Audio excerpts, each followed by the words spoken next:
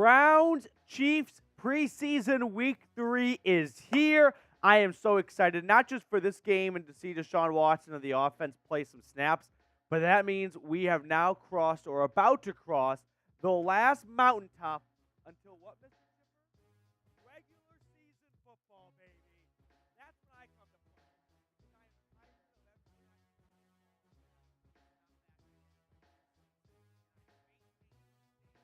Let's go, Brownies. Who you got? CLE for the Browns, KC for the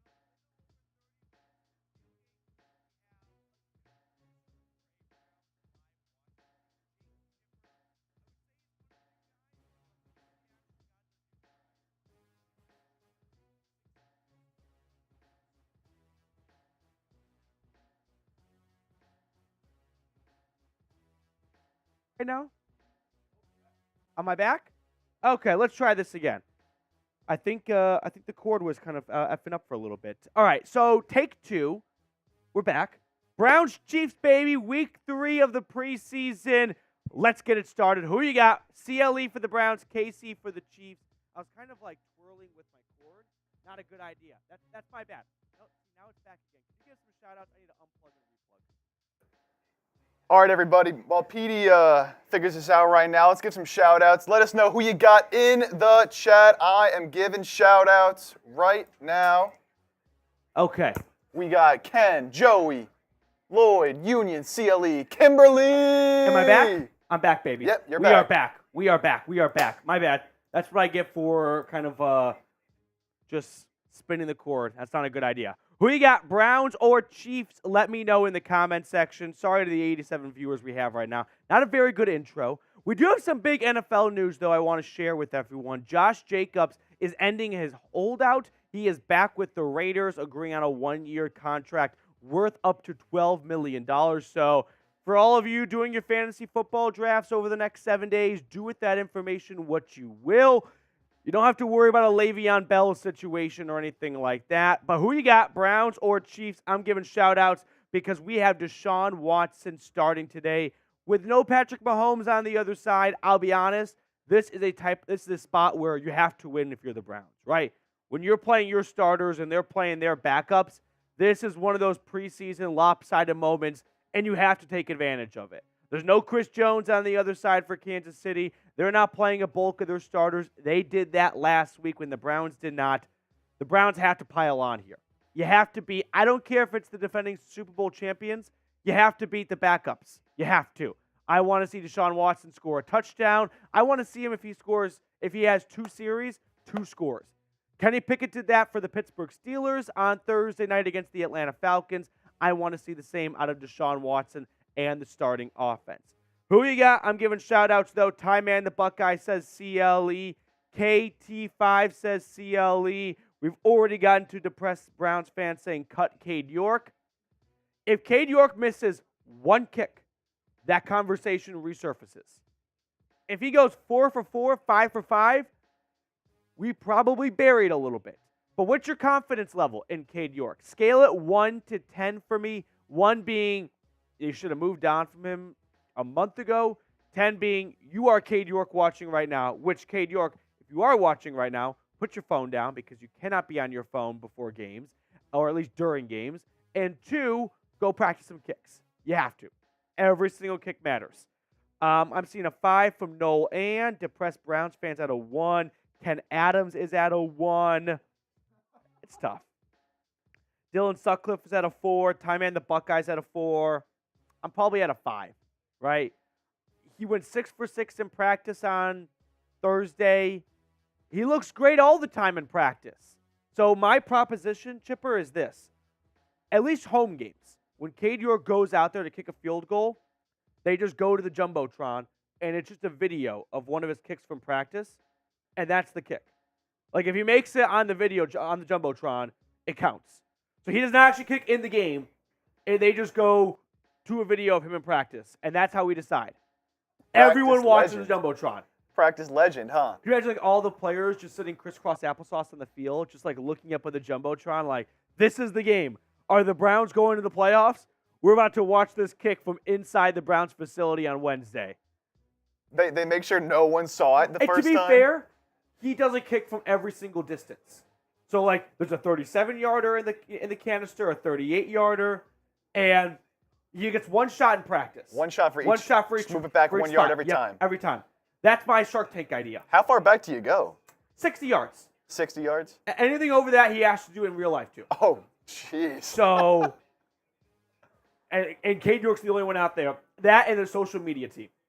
So, this seems like a pretty fair solution to the problem in my eyes. Bill saying Brown should go for field goal all day. Bill, I agree. I have said I am not interested in seeing Kellen Mond convert fourth downs. Bravo. Doesn't do us any good.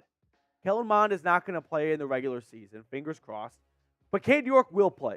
So I'd rather see Cade York attempt a 44-yarder than Kellen Mond on 4th and 4, right? Shout out your city in the live chat right now. Let me know where you are watching from. B to block the bots. Don't worry. That's what Ty Man the Buckeyes for. Ty Man is on top of it.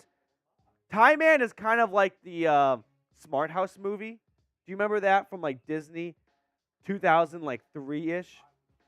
Yeah. Well, I mean, I was 5. But Ty Man is always on top of it. Parker's watching from Holland, Michigan. We've got Oklahoma City in the chat. De Jesus is in New York, Westlake, Ohio, Orlando, DTR Town, Mecca, Ohio, Akron, Ohio, Westlake, Maryland, Wakanda, Lincoln, Nebraska, Powell, Akron, Columbus, Grand Prairie, Alberta, Canada, Hunter on a budget. Shout out to you, man. We've got Colorado Springs, Rebecca, Georgia, North Carolina, Olympia, Washington, Tucson, Ohio, Republic, Missouri, LA. We've got someone from the front lines in Ukraine, Massachusetts, Phoenix, Arizona, Dayton, Ohio. Keep getting those cities in the chat right now.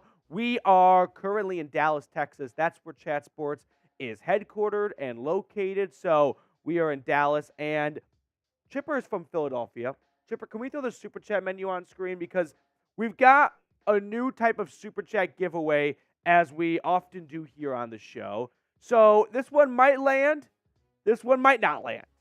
There's only one way to find out. Here's our Super Chat menu for today. $5 Super Chat. You get entered into a raffle to win this signed boxing glove by yours truly and Chipper. The reason why is Chipper's from Philly, and I think there's a famous boxing movie or something like that based on there. There's someone. There's something to that tune. So I thought it could be fun to get a boxing glove kind of just going into the regular season. We're going to knock out 2023. It's a bit cheesy. It's a bit corny. But then again, so is Nick Sirianni. And he went to the Super Bowl last year. So maybe cheesy and corny is something we have to embrace this season. I'm open to ideas.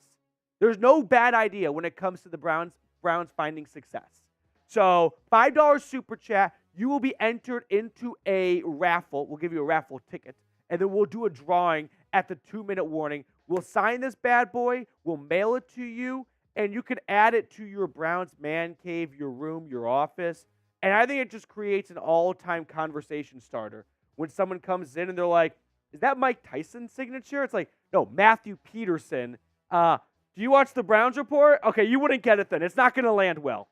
So it's a fun conversation starter. If your wife or girlfriend ever has her like coworker come over and the coworker's got a boyfriend and your wife's like girlfriend's like, hang out with him and like, this guy sucks. I don't want to talk to him. Well, you can talk about this. I mean, it's one of a kind, really. It really is. Once we sign it, it's one of a kind. Nobody else in the world will have a boxing glove signed by Matthew Peterson and Jake Chipper. Chipper, do you think this would go on the left or right side? What do you mean? In Canton, Ohio, when they put this in the Hall of Fame, when you first oh. walk in, would it be on your left or would it be on your right? Left. See, trick question, right in the middle. As soon as you walk in, bam, Chipper and Petey. Boom. Preseason week 3. Super Bowl journey starts today. Forget all the Lombardis. Forget all the jerseys. Forget the busts. Mm-hmm. Just there it is. Let's talk shop. Let's talk game. But that's our Super Chat menu. Every Super Chat you get on screen for a shout-out, $10.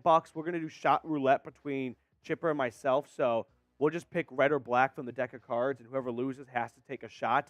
$20, I've got the dog bowl to drink out of, and $50 Super Chat. You get added to our MVP dog board. right here. So we've already got a bunch of iconic names on our MVP Wall of Fame. You can be added $50 in Super Chats throughout the course of a show. Who needs to have a big game, though?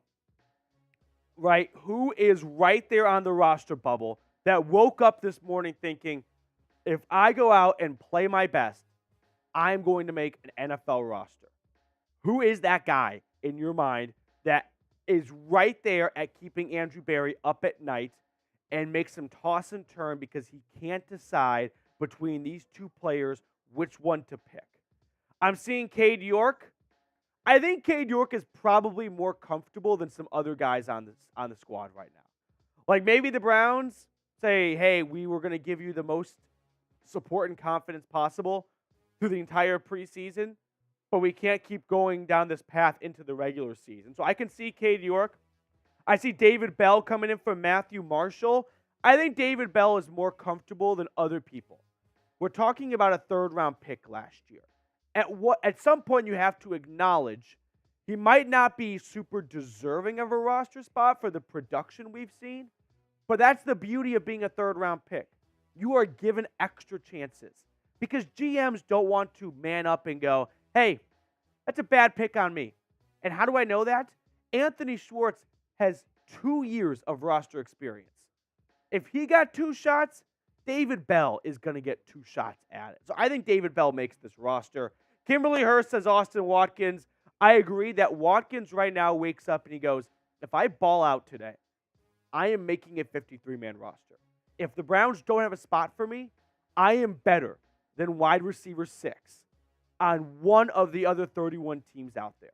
Whether it's like the Tennessee Titans, the Atlanta Falcons, the Denver Broncos, they lost Jerry Jeudy for some time.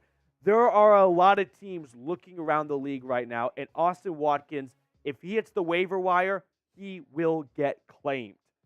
Tommy Togiai, that's a good one from depressed Browns fan. I agree. Tommy Togiai definitely needs to show up.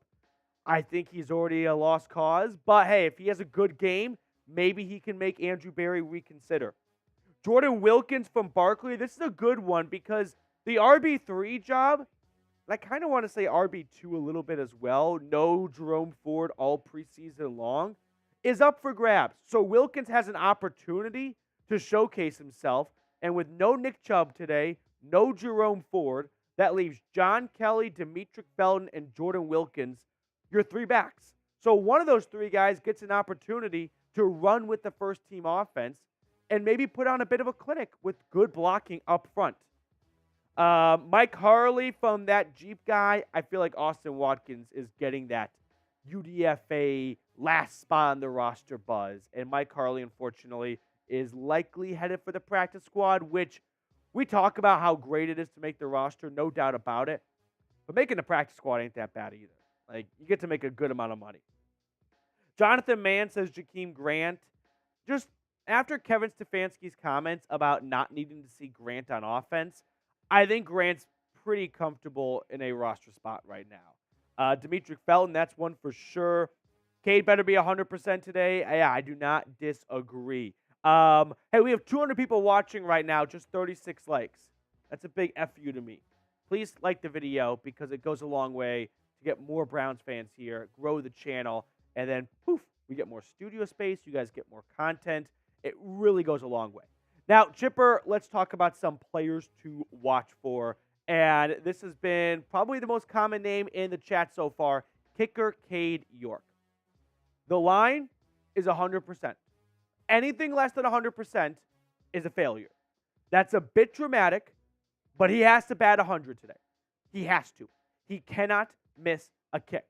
I don't think the Browns are going to toss him out there for like a 58-yarder because they don't want him thinking, I really suck if he misses tough kicks. But he has to bat 1,000. So all eyes are on number 3. There is no further explanation needed.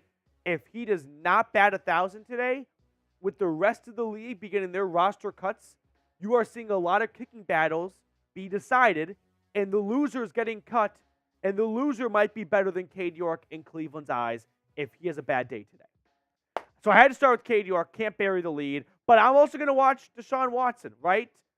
why not? We're going to get 20, 25 snaps. That's at least the reported quota for Watson and some of the first string offense. If Deshaun Watson manufactures a 10-minute, 12-play drive that caps off with a 5-yard touchdown run, Kevin Stefanski might go, I've seen enough. You were 5 for 5 out there. We don't need to toss you out there for another series. I'm confident you are ready to roll for the regular season. But I'm very excited to see Deshaun Watson. He was perfect, at least completion-wise, in his first preseason game back against week 1. It's escaping me right now. But the Commanders. But what are we going to see in this preseason go-around? Third guy I'm watching for, it's Austin Watkins. I am a huge advocate and believer that Austin Watkins is going to make this roster. And a big reason why is because I am looking ahead right now. And Andrew Berry's a smart fella. The Harvard degree backs it up. And he knows DPJ's in a contract year. He knows that Amari Cooper has a $23 million cap hit next year. He knows that Austin Watkins has been better than David Bell so far. So if he is thinking about the wide receiver room in 2024, it's a good idea to hold on for Watkins this season because he could have a much larger role next season. I know it's just preseason, but the guy looks legit. So I'm excited to see what Watkins to do. Next guy I'm watching for is another UDFA. This one is Mohamed Diabate, the UDFA linebacker from Utah. Started his career in Gainesville with the Gators, transferred to Salt Lake City, had a breakout year for the Pac-12 last season, and he has been flying across the field. He had a forced fumble last game. He had a safety last game or 2 games ago, whatever. Diabate, in my eyes, is right there on the fringe of making the roster. Another really strong performance from him, and I think he is going to join Jim Schwartz's defense this season. Speaking of the defense, that brings me to my 5th and final player to watch for, safety Ronnie Hickman. The guy's got, 3 interceptions so far in the preseason? I don't know if it's going to come down to Hickman versus DeAnthony Bell. Maybe it's one of those taco commercials where it's why not both, right? Why not DeAnthony Bell and Ronnie Hickman make the roster? But for Hickman, if he puts together a really strong performance on tape today, he's making a 53-man roster in my eyes. Might not be in Cleveland if they decide to roll with just 4 safeties, and it's Juan Thornhill, Grant Delpit, Rodney McLeod, and DeAnthony Bell. But Ronnie Hickman is definitely making a case to make the 53-man roster for the Browns. And unfortunately, we as fans sometimes get caught up in preseason too much and second half stats and whatnot because GMs know those are all against backups anyway. But Hickman has looked like, I wouldn't say a starting NFL safety, but he has looked like a guy deserving of a spot on an NFL roster. So now that we have ran through our guys to watch for, ignore your gut. Tell me about your heart for a second here. What roster bubble player do you want to see make it, right? Who are you just personally pulling for, whether it's a connection because you're a Buckeyes fan and you want to see Ronnie Hickman make it to carry over some great lineage of Columbus to Cleveland, or is it Austin Watkins? That's who I'm personally going for. The guy was literally the 90th player on the roster. I remember when the Browns signed him the day they got started in Greenbrier, West Virginia Resort, and I thought I made a video about it and said, this is just a camp body because Marquise Goodwin is down. This is just a guy to keep the drills moving. Wow, I was wrong. And shout out to Austin Watkins. He has literally climbed from 90th on the roster to 54 to 53. And that's a story you can get behind. So I'm going to go with Austin Watkins. It's awesome to see. We've got 238 people watching, 60 likes. Make sure to hit the thumbs up button. Depressed Browns fan says Jalen Darden. He's been MIA with injuries so far. I think, unfortunately, that might put a pin in his roster hopes for this season. But maybe a practice squad spot for Jalen Darden. We've got Kimberly saying any Ohio State player. That would be Rodney Hickman. Played in Columbus, could play for the Browns. That would be awesome to see. Anthony, I know we are going to win the Super Bowl. I don't know who that player is, but that sounds like a cool player. No doubt about it. Keep getting those players in the chat right now. I'm going with Austin Watkins. Other bubble guys could be like David Bell. Could be, I don't know if anyone's advocating for Jordan Elliott, but I think he's pretty firmly on the roster. They guaranteed some money. Oh, we got a super chat coming in from Dr. No. First super chat of the day coming in from a Dolphins fan. Dr. No, I'm back. Dr. No, I wasn't talking about you directly last week, but I was talking about some of the super chatters we've had on our channel that are from different fan bases, and I was wondering if they would come back again this season. Dr. No was a big super chatter for what was a pretty bad game, at least on our end, between the Browns and the Dolphins last season. Dr. No, I hope you've enjoyed the coverage over at Dolphins Today with Tom Downey now. I miss Will Scott a lot. But Dr. No, thank you so much for the super chat. Really appreciate you. That actually brings me to this. We are having a super chat race with our Chiefs report here at Chat Sports. We have a new host. It's a nice young guy named Jace. It's very confusing because we have a Trace, we have a Chase, and now we have a Jace at Chat Sports. But they are up 5-2 on us. I'll be honest. We're not going to lose this super chat battle. I refuse to accept a loss here.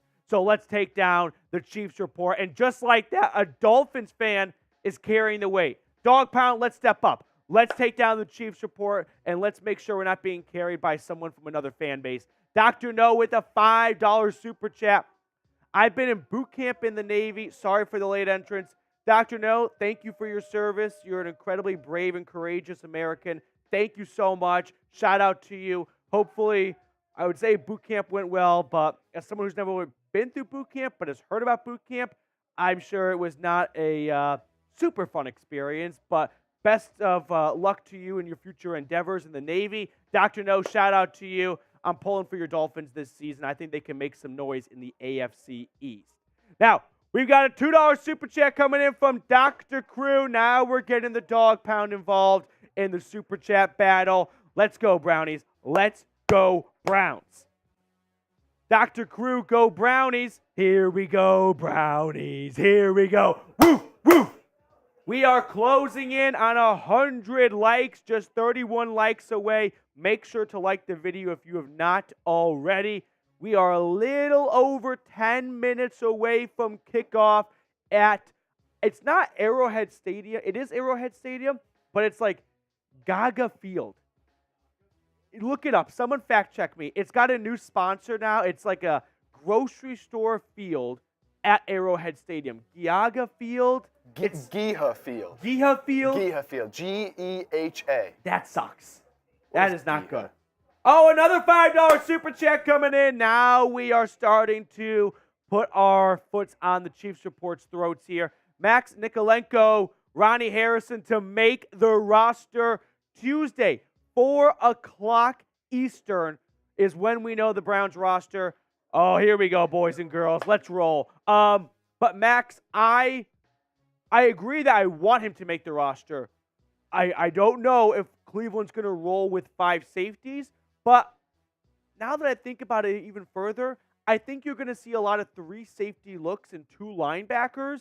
So you could stand to have an extra safety if you've got 3 safeties on the field and you want more than just 1 backup on the bench. Max, thank you so much for the super chat. You're the man. Jared Brandt with a $2 super chat. Jared, an MVP around these parts. Dog check. Here we go, Brownies. Here we go. Woof, woof. Love it, Jared. Love it. Joshua Miller with a $5 super chat. Josh, you did, dude. You did. I called the Dobbs trade. I called the mass salary cap restructures. Watkins makes the team. Might have to get that jersey. Josh, this is actually perfect because, Chipper, if you could scroll down in the subscribe part, there is an Austin Watkins cameo, if you will. You'll see it. That's it right there. Push it across. Josh, you are 2 for 2. I'd love for you to be 3 for 3.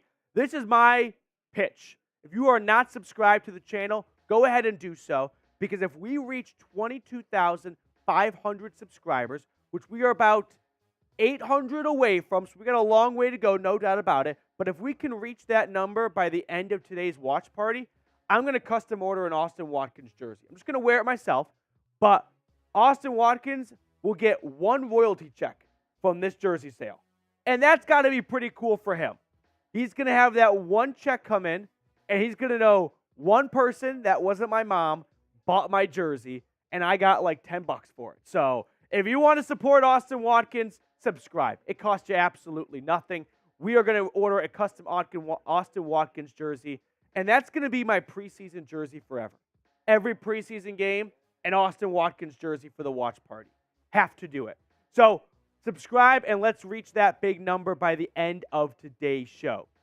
Predict the score for me, Browns versus Chiefs. Let me know what you think is going to happen here. Chipper, you want to give me your score prediction? Yeah, I got Browns taking it over the Chiefs by a final score of 21. I'm going to go a little odd score here because it's preseason. Good point. It has to be a scoregami kind of score. Oh, all right. I'm going to go 23 to 16. Beautiful. That is beautiful. I'm going to go Browns win it 25 to 12. 25 to 12. You know what? That might have been the score of the Chargers-Niners game last night, actually. I did not watch that game. I had date night I'm pretty sure night. it was 25 to 12. Yeah.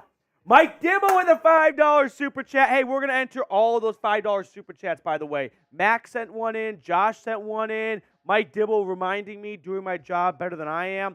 Is there a raffle today? Either way, here we go, Brownies. Here we go. Woof, woof. Mike, we are doing a raffle today. It's a more unique raffle. I'll give you that, and maybe this does not land and we never try it again. But with Jake Chipper producing, he's a Philly native, I thought it'd be fun to raffle away a boxing glove. We'll sign it. We'll mail it to you. It's going to go up in your man cave, at your office, in your home, wherever. And it's just going to be one incredible icebreaker of, oh, you have a signed glove from Muhammad Ali? I'll do you one better. Do you know producer Jake from Chat Sports? That's actually his John Hancock on there. So $5 super chat, you could enter it into a raffle to win this signed glove from producer Chipper and myself. And the mantra is, we're knocking out the competition before the season starts. We are starting to lay down some punches. We are connecting some to the jawbone before the season even gets underway. Love to see it. J-Bo, I'm tired of bots. I am too, but that's why we got the best in the biz right now in the chat. Ty Man the Buckeye volunteers his time as a viewer just like you at home to run the chat for me so I can focus on my job a little bit better. So, Ty Man, you're a legend. Dibble, we have entered your name into the raffle. We've got a $2 super chat coming in from Jared Brandt. Browns 21-17. Cleveland has to win. Like, I know it's preseason, but when you play your starters and the other team doesn't play their starters, you have to win, right? You just can't accept defeat there. This is your army going up against a group of militia. You have to win that. It worked great for us in 1776. It can't happen today, though. So, believe me, Chipper's a little new around these parts, and the longer viewers here know this. I'm a huge history buff and, like, I wouldn't say war lover, but, like, also, yes, a war lover, meaning I like studying war, but I don't love war. It's always a bizarre thing to kind of put into war, yeah. But the moment I get a chance, it's World War II in color on my TV. That's literally the way I operate. It's football and World War II in color, and any new war documentary that comes out. Just immediately eyeballs on it. Jared Brandt, thanks so much for the super chat. Victor Simon, let's go Browns. Victor, we're adding you to the raffle for our signed glove. Here we go, Brownies. Here we go. Woof, woof. Jonathan Mann with a $5 super chat. No more MVP picks. I had Clay Matthews pulling for Watkins. Jonathan, we have the MVP picks. Don't worry. It's just a little hard to add that to the watch party element because there's already so many things going on during a game. But we'll keep the MVP picks during our live shows, which, by the way, are now every single Tuesday at 5 o'clock. But, Jonathan, thank you so much for the super chat. We got a first-time super chatter coming in. First-time super chatter from Dog Pound Brown. You ready to sing? 3, 2, 1. Here we go, Brownies. Here we go. Woof, woof. Here we go, Brownies. Here we go. Woof, woof.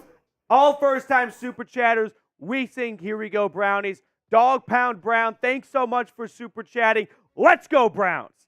Let's go Browns. We are just a few moments away from kickoff in Kansas City, Missouri, between the Cleveland Browns and the defending Super Bowl champs. I know there's no Patrick Mahomes, there's no Travis Kelce, Chris Jones, but man, oh man, if you could start the year off with a win in the preseason, albeit, against the defending Super Bowl champs, that'd be incredible. $100 Super Chat! Let's go! Dr. No! Let's go! You're welcome. Go Dolphins. Give me my MVP. Oh. Dr. No, you are the man. Wow. What a bomb. Damn, Dr. No. Just letting the nuts hang out in the wheelbarrow. Let's go, Dr. No. Go Browns, and for you, go Dolphins. Man, I would love to see Miami get Jonathan Taylor and Tua stay healthy, and that would be a fun team to rally behind if you have no horse in the race in the postseason. The Dolphins are, I'll be honest, are just kind of a fun team because they're called the Dolphins. Who hates Dolphins? No one hates Dolphins. Dolphins are awesome. Aren't Dolphins like one of the more annoying? No, they're pretty horny, but they're not annoying. Dolphins are awesome. Dr. No's awesome. That's incredible, dude. Wow. Thank you so much. Honestly, from the bottom of my heart, you are a legend already, Dr. No. Shout out to you. I've got a second team this season now. Go Fins for Dr. No. But in all seriousness, really excited for what you guys have in store this season. I think it's going to be a really special season in South Beach. Should be electric. I'm adding Dr. No to the board right now. Wow. Dr. No, if you missed Will Scott, I'll text him after the game today and let him know that you sent in a hundo bomb. He's going to be super pumped about it. Dr. No, adding you right now to our board. Right there, Dr. No. You're the man. Shout out to you. $100 Super Chat. Love to see it. Let's go, Browns. Go Fins this season as well. We might be the first Browns Dolphins. We're not going to go Browns Dolphins mode, but we're going to keep it in the back of our heads for Dr. No now. Love to see it. Love to see it. All right. We are just a moment away from kickoff. Let me know. What jersey are you wearing? I've got my Amari Cooper jersey on right now. Chipper has been here since like the 4th of July-ish. So I said 6 weeks. I'm kind of selling you short. It's almost 2 months now. And he doesn't know about, for all the chat sports junkies, doesn't know about Tom Downey, or not doesn't know about Tom Downey, but doesn't know that I used to sit across from Tom Downey. And when Amari Cooper got traded from the Cowboys to the Browns, Tom, who hosts our Cowboys channel here, was pretty upset about it. So I had to get an Amari Cooper jersey just so I can sit across from Tom every single day and rock it. Plus, Cooper's playing today. So we're going to get to see that Deshaun Watson and Amari Cooper connection play out on the field for the first time this year. Super excited for that. Super exciting. And I want to give a quick shout out to the Browns fans here. I'm actually rocking today my Bernie Kosar shirt. Let me know what y'all think of this. I'm pretty proud of this. Found this at a nice vintage sports shop, so had to rock it today. I'm not going to lie, it fucks. It is sick. Like, there's not many instances where you'd be interested in getting gear for a team you don't have, any attachment to. But that's just a very cool shirt. No, I saw it. I was like, it was, little specials going on at the shop. I was like, oh, I gotta get this. That's an incredible shirt. I love it. Get those 19s in the chat for Bernie Heads for that being an awesome shirt. For Bernie Heads for that being an awesome shirt right there. Jordan says, me too, I have an Amari Cooper jersey. I didn't think it through, though, when I got this, mostly because it had been some time.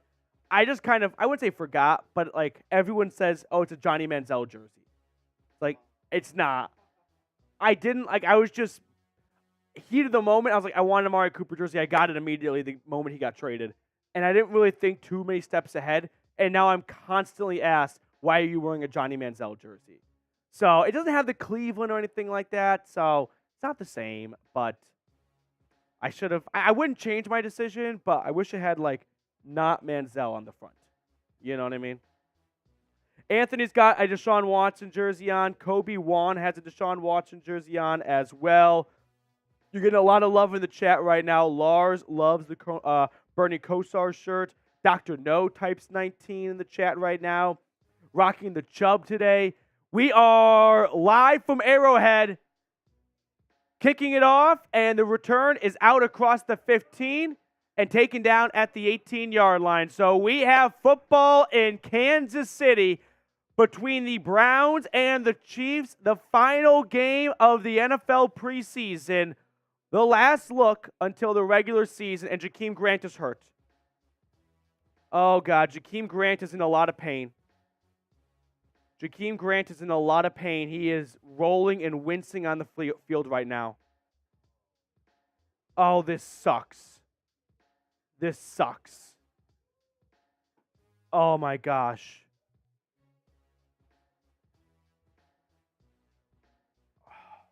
I'm tweeting it out. We already had commercial as a result.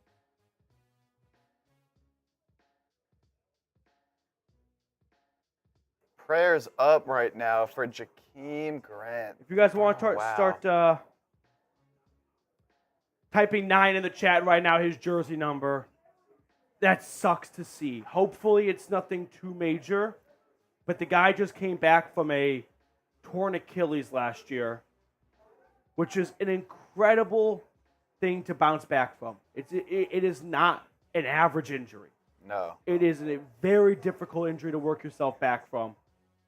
You don't just let a year go by and you are like ready to go. A lot of work has to get done to get yourself in football shape after an Achilles injury. And the first time he touches the field, he gets hurt. Yeah, he was in a lot of pain. He looked to be in a lot of pain. Hopefully, couldn't really tell what No, the couldn't really injury see what it was. Hopefully it's not the Achilles again. Didn't really, not going to speculate. But he was rolling around, though. Oh, the cart's coming out. Oh, no. This sucks. Man.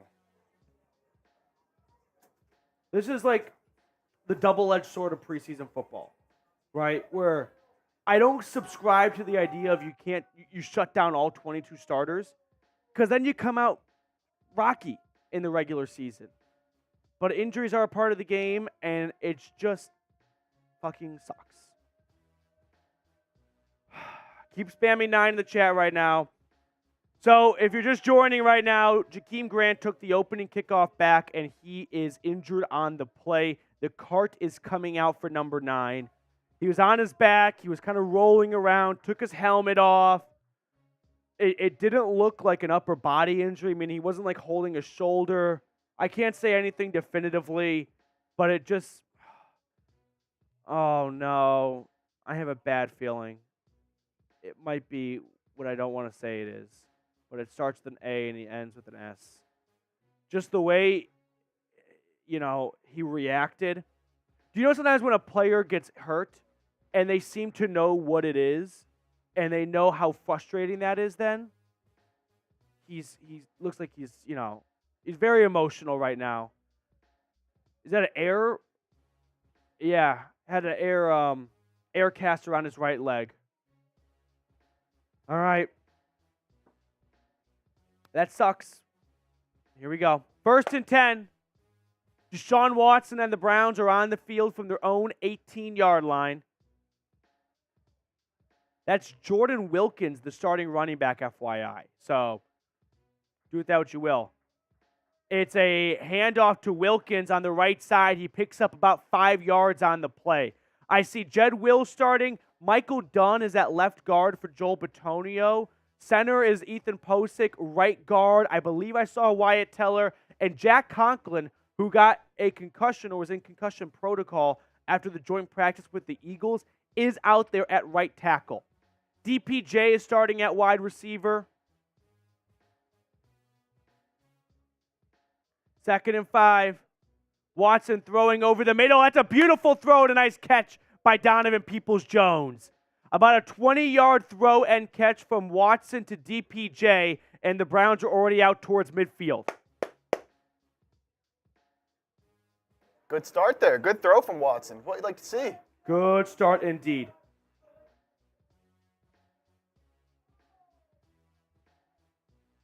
First and 10 from the Browns' 44-yard line. Watson in shotgun. Takes the snap. Looking. Throwing down the sideline. That is incomplete. So it was looking for Amari Cooper. I will add that you're not going to show a lot of fun plays in the preseason, especially for quarterbacks like Watson. There is no ad-libbing, meaning don't extend the play. Don't be a superhero. Look at your first read and throw. Look at your second read, your third read. But this is not a time for you to run around for 30 seconds and get hurt. It is snap, look, throw. Don't get sacked. Second and 10 for the Browns. Shotgun snap. Fumble, fumble, fumble. Recovered by the Chiefs. Fumbled on the handoff from Watson to Wilkins. Hit the ground. Kansas City jumped on it. Chiefs ball, Chiefs ball. Not really sure if that one's on Watson or Wilkins. I think it's more on Wilkins. Watson's in shotgun. He's going to hand it off to Wilkins, and Wilkins just doesn't get it. He just doesn't have it. You know what that is, Chipper? That is preseason football. Like, Preseason football at its best. here's why, like, you look at that and you get super worked up, and then you remember, oh, yeah, Nick Chubb wouldn't do that. Like, no offense to Wilkins, but that's the difference. So Kansas City's on the field. They take over on the Browns' half of the 50. It is Shane Buechele in at quarterback for Kansas City. No Patrick Mahomes, although he is padded up. He's dressed. He's not going to play. Shane Buechele is battling for the backup quarterback position. Second and 13 from the Browns' 45-yard line. Shotgun formation. Browns turn it over on their opening series. Jordan Wilkins fumble. First pass incomplete. Let's go. JOK with a tomahawk chop to knock the pass down. Third down. Third down. Let's go. Let's go. Type those threes, baby. It's third down. Spam those threes. Spam those threes. Get loud in the chat, just like you're at the game. Let's go. I see Denzel Ward on the field on defense. I'm just trying to call out numbers as I see them. I see a lot of starters. No Myles Garrett, FYI. Or the screen pass in the meantime is caught, and it's going to be a first down for Jerick McKinnon. Tackled by Juan Thornhill, who goes up against his former team. So a screen pass to Jerick McKinnon goes for about 18 yards or so. Rodney McLeod and Juan Thornhill out there. Martin Emerson. Jordan Kunashik starting at linebacker. So a good dosage of starters.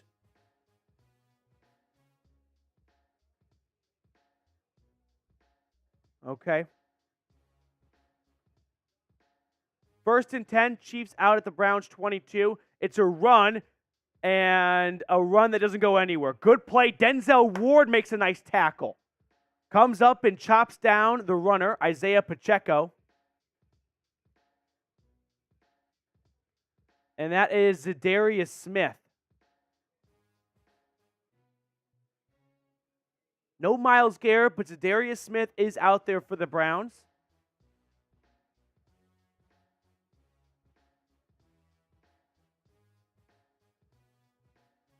Second and 10, Kansas City, outside of Cleveland's red zone. Buechele throws. That is caught over the middle. Gain of about 8 on the play. Thornhill makes the stop. Jim Schwartz is probably not super stoked with this start, but his defense got, dealt a bad hand working on their half of the 50. That's going to bring up another third down here for the Browns. Get off the field. Get off the field. Third down. Spam those threes. Here we go. Third down. At the 13-yard line. Shotgun snap. 4 rush. Buechele throws. Incomplete. Incomplete. Pressure was starting to mount. Shane got a little queasy. Just sort of flicked it towards the end zone. Hits the turf. Are those your cheeks clapping on your? Or, I don't know what that. My hands. My hands. How do we even make that jump, cool guy? Okay. Well, now I've got that in my head. Field goal unit is on for Kansas City. Type N for a miss. Miss that kick. Harrison Butker, the kicker. 32-yarder is up, and it is good. So the Chiefs score 3 after, I'm going to call it, a Jordan Wilkins, fumble on the exchange between him and the quarterback.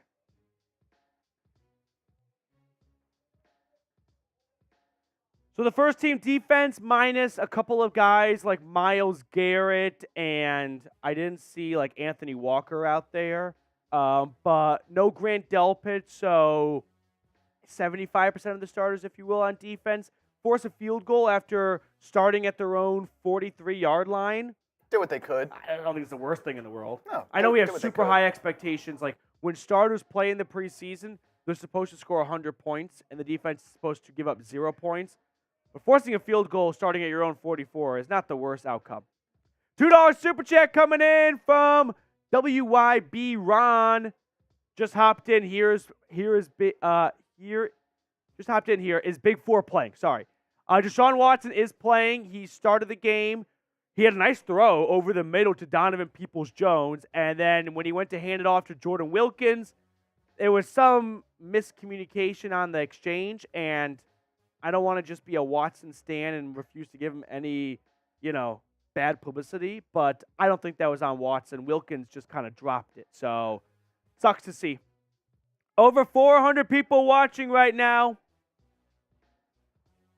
Okay, I have an update on Jakeem Grant. He is out with a knee injury. So, it's not Achilles, which he just worked his way back from. But I worry that this is a bad knee injury. Hopefully not. We will know probably after the game. They'll do an MRI. Fingers crossed. All right, we are closing in, by the way, on 22,000 subscribers. 397 subs to go. For all 400-plus people watching right now, if you have not subscribed, here's a good reason, too. If we reach 22,500 subscribers, I'm going to get an Austin Watkins jersey. It's going to be a preseason legend of a jersey to have. So make sure you support Austin Watkins. Otherwise, I got to assume you hate the preseason darling, and no one wants to be that guy. We are back in action in Kansas City. Chiefs up 3-0 after a fumble on the opening series for the Browns and a field goal on the other end. Just about 10 minutes and change to go in the opening quarter. Harrison Butker is getting set to kick it off. Jakeem Grant has a knee injury out for the game, so he is not back to return this kick. So it's Demetric Felton doing the return man duties. Fielded at the 3-yard line, Felton gets across the 15, and he slides down, and then he gets back up and is retackled at the 21-yard line. So another long field for, I presume, Deshaun Watson. I think he's going to come out for a second series, because that first series was only 4 snaps, 4 plays?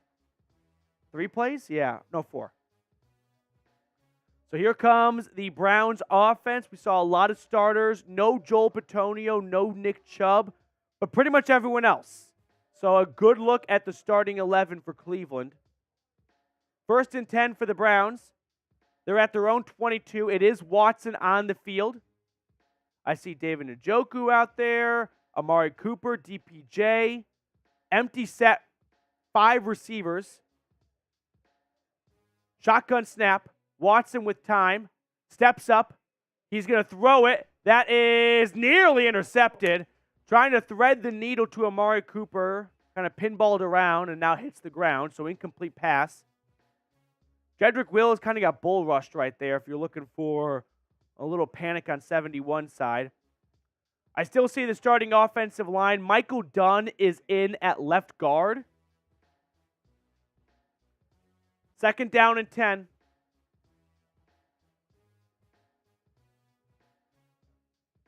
Watson in shotgun. 2 backs in the backfield, David Njoku being one of them. Takes the snap, quick throw. That's caught Elijah Moore on the outside. Moore picks up about 2 yards on the play. So that'll bring up 3rd and 7-ish. Elijah Moore gets his first touch of the game. Stefanski said he wanted to do 20 to 25 snaps, and we're not quite at that halfway point. So 3rd down coming up, 3rd and 7. Browns trying to pick up their second first down of the game. Watson in shotgun. 3 receivers at the bottom of the screen. Cooper, Moore, and Felton. The snap to Deshaun. Watson throwing to his left. That is a low pass, incomplete. Looking for more and just not enough air beneath the ball. So that brings up 4th and 7 and bit of a misfire from Watson there. Yeah, you want to see him get that ball up a little bit more. Yeah, certainly, just a little low. Certainly made it a tough catch there for the receiver. Uh-huh. And that sends Corey Bajorquez and the punt unit out. So a fumble and a 3 and out. Not good. No. Not good. And you said about 20 snaps for the first team for some I think of the we guys. might see another series. Yeah. I mean, definitely haven't liked what you've seen, so. Yeah. The punt return is a bad one for Kansas City. If you want to run east and west, that's fine, but don't run north and south, and specifically south. Amir Smith-Marset, the former Minnesota Viking, on the return, probably lost about 6 yards there. So the defense comes on for Cleveland with a lot of space between them and their own end zone. God, the bots are just atrocious. So here's what we're going to do to combat the bots. We're going to go to sub-only mode right now in the chat. So if you want to be active in the chat, you have to subscribe. Make sure you go ahead and do so. Okay. All right. Hit that sub button. You make this sub-only mode.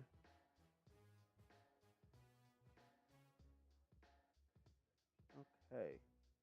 Why is it not agreeing with me? There it is. Subscribers. Any duration. Save. All right. We're back in action, baby.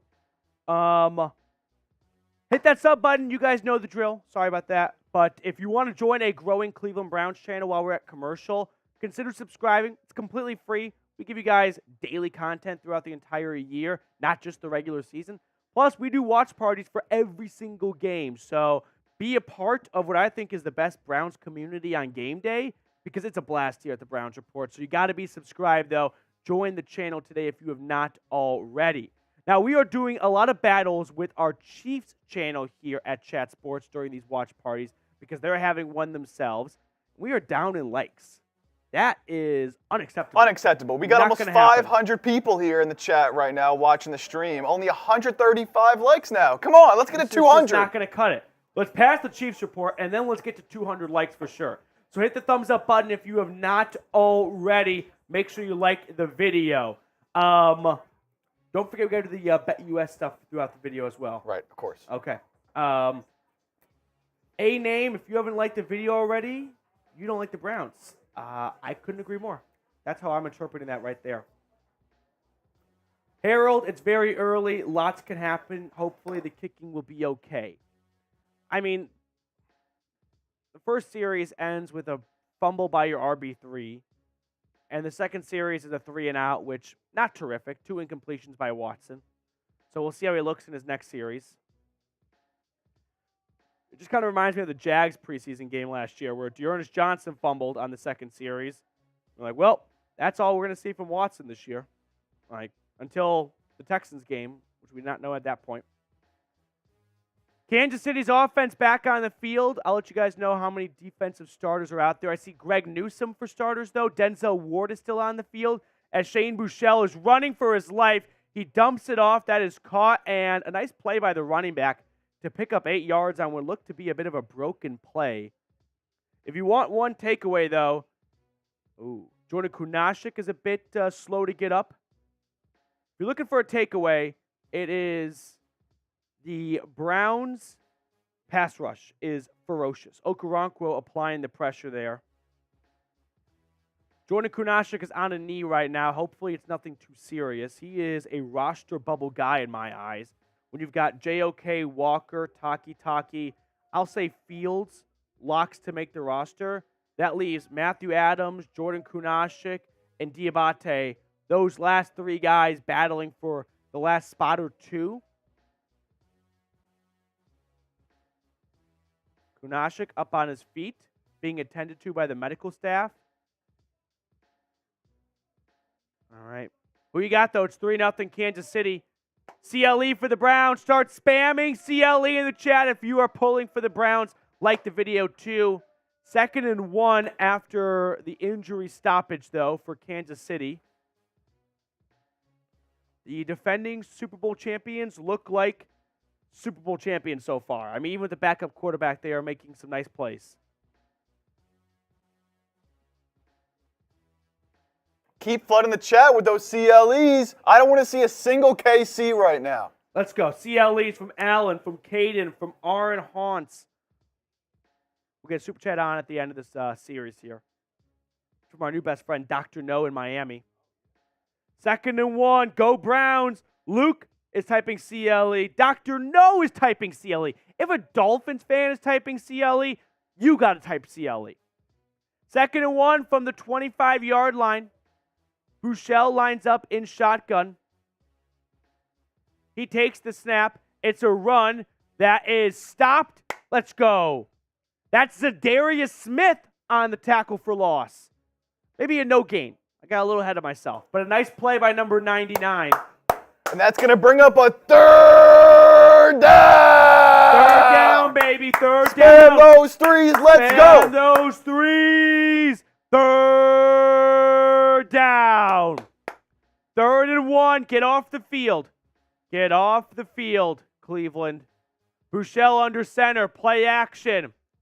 He's throwing. That's intercepted! Intercepted! Go! Intercepted! Go! Go! Pick Yeah! Pick 6! Juan Thornhill! Let's go! Juan Thornhill with an INT and 6 points the other way! Let's go, Browns! Yes! INT for Cleveland. Juan Thornhill in his return greets the big kingdom of Kansas City with a pick 6. That's what I'm talking about. Show me those TDs. Let's go. Yes. That's what you love Thornhill to see. Jumps the route. Now, this whole play, by the way, I want to give credit to Okoronkwo because what he does on a play action, he bodies the running back in the backfield who then cannot go out for his route. So Bouchel has to go to his second look, forces a throw, and there's Thornhill. Oh, my God, Cade York. Cade York missed the extra point. There is a flag. There is a flag. Oh, Cade York's hurt. Oh, God, Cade York is hurt now?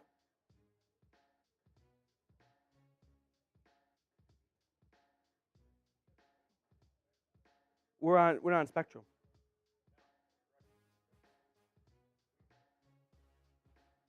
Oh, there's a flag. Cade York is hurt. After the Juan Thornhill pick 6, Cade York, I guess, I didn't really see a good clip of it, ran into on the extra point, which he missed, and maybe that's why he missed it.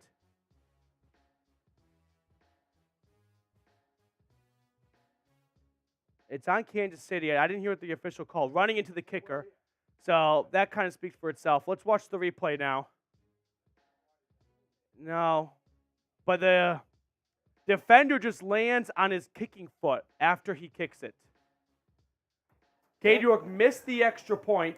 The Browns do not have a second kicker on the roster. Oh, man. So they will be going for 2 from here on out. Injuries are piling up early here. Cade York is going into the medical tent.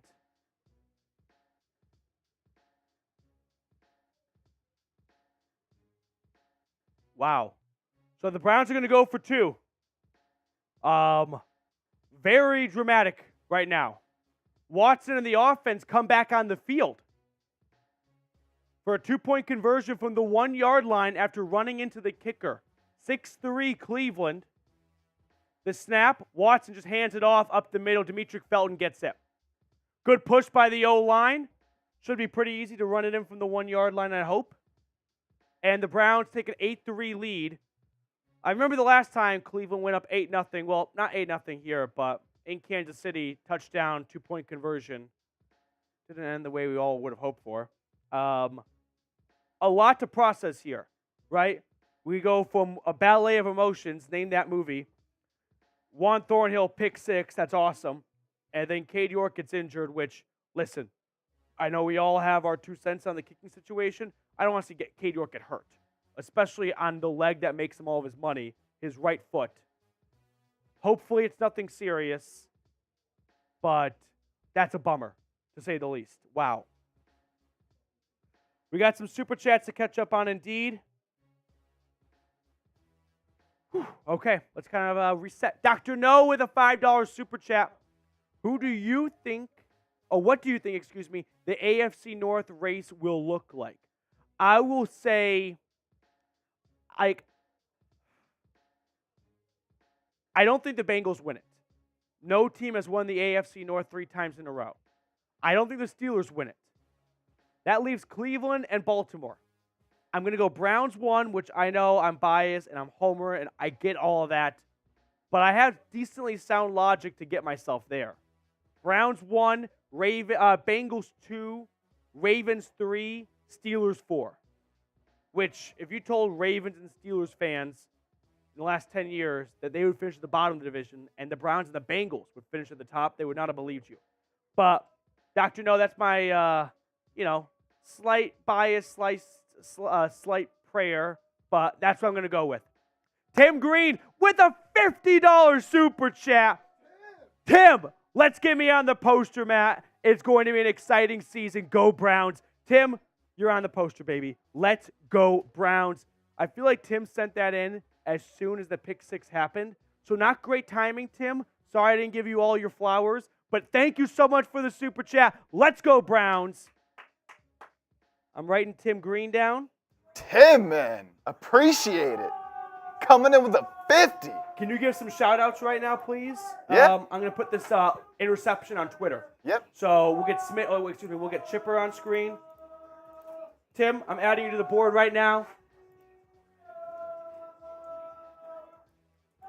Tim Green, right there. Cleveland Browns history. Right there. Shout out to you, Tim. Thank you so much, man. Go Browns. Go Browns. We'll get this next super chat on screen in a little bit as we're going to come back from action. But Jake Chipper's going to give some shout-outs in the meantime. So let's go Browns. Big pick 6 there, followed by the 2-point conversion. Spam those CLEs in the chat. I'm giving shout-outs. Mike with the CLE. Bill, Thornhill has some speed. House call there for Thornhill. Yeah, what a play. What a play, not only to jump the route and get the interception, but to break a couple tackles and take it back. Dr. No CLE, that Jeep guy, Caden, Dr. No again, Jose, Joshua, Danielle, Kimberly, Dan, John, Emilio, Lloyd. Keep spamming those CLEs in the chat, and we have just passed over $200 in super chats. Thanks to this recent wave. Thank you, Tim. Thank you, everybody, coming out here supporting the show. Danielle, Browns Prods, Noel Ann, Caden, Kimberly, Zach. Keep spamming those CLEs, baby. Let's go. We're going to get my Twitter at the bottom of the screen in just a moment. If you guys want to see the Juan Thornhill touchdown, I've tweeted out the highlight. Follow me, too. I'm trying to grow my Twitter page and following, So if you want to help support a Browns YouTuber, but also just get more Browns content on your feed, consider following me on Twitter at Matthew Petey. I say Twitter X. I'm never going to call it X. It's Twitter. 1st and 10. Chiefs on the field at their own 12-yard line. A quick throw by Shane Buechele is incomplete. I see Greg Newsome, Denzel Ward, and Juan Thornhill still out there.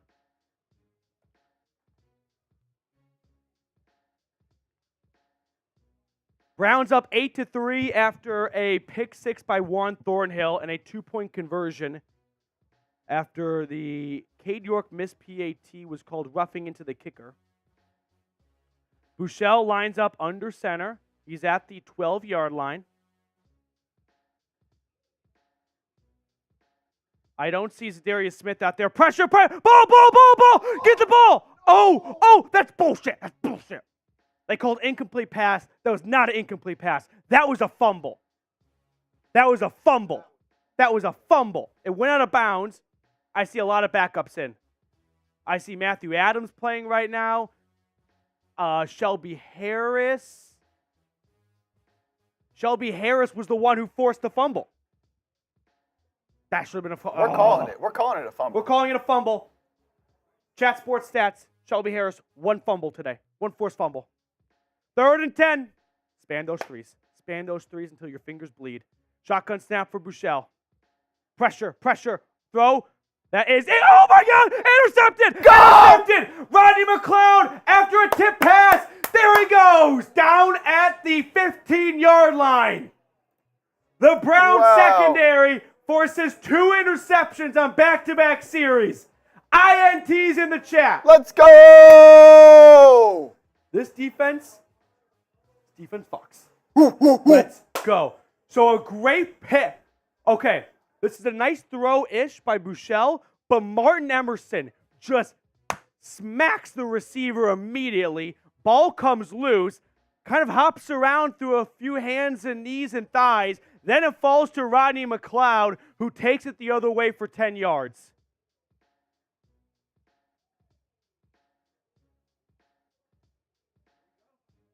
Browns set up in the BetUS red zone. Watson on the field. He's going to tuck it and run. He picks up about 1 yard. So Deshaun Watson is on the field for his 3rd drive today, this time with great field position.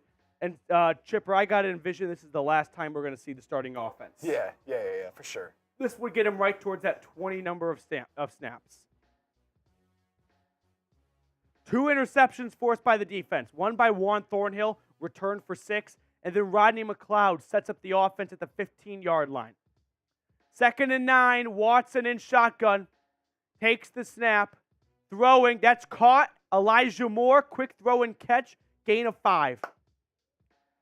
This is partially why I love and hate preseason football, because now I'm just so amped for the regular season. But we got to wait 2 weeks. And it's the biggest blue balls in the history of the world. I can't wait. I am so excited for this team this year. 3rd and 4. 3rd and 4. From the 10-yard line. Watson in shotgun. Takes the snap. Surveying. Throwing to the end zone. Touchdown! David Njoku! Deshaun Watson delivers a perfect pass. It's caught by Njoku in the end zone for 6. And the Browns have jumped out to a 14-3 lead. Let's go, Browns! Let's go, Browns! Let's go, Browns! Chipper, was that not a perfect pass? Dime! That was absolute on the money! Let's go! Yes! So coming back big from that opening drive fumble. And, wow, the defense setting up the offense, and the offense. This is exactly what you needed to see, though. Your starters against their backups. Cade York's out for the PAT. He's good. Okay, so Cade York might be back. Is Cade York back? Is Cade York back?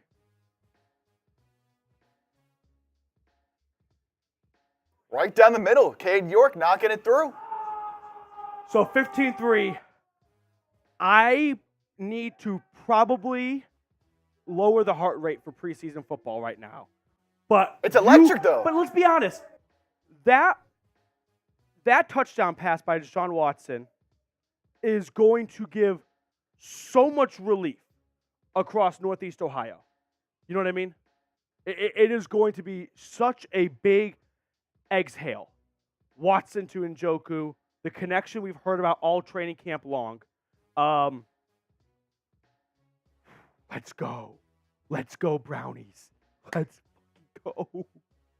Yes, yes. Span those TDs. We've got DiNardo tuning in from Florida. Let's go, Browns. The Chief against the Chiefs. Top 5 nicknames in all of sports. The Chief is up there. That's you know a what I good mean? one. Most that's nicknames belong, like the best ones. The mailman, the NBA dominates. But the Chief is elite. Kick return is returned out to the 14-yard line. Let's go Brownies, baby. That's what I'm talking about. Another interception and then a touchdown by Deshaun Watson to David Njoku. And how does the defense follow it up now? Why not get another one, huh? Okay, so the details. Jordan Kunashik out for the game with a knee injury. Cade York is back. They called it a shin injury. Maybe get some shin guards? 1st and 10. Oh, my God, JOK. That's got to be illegal in some country. He just walked right up to Shane Buechele and just bear swatted the shit out of the pass.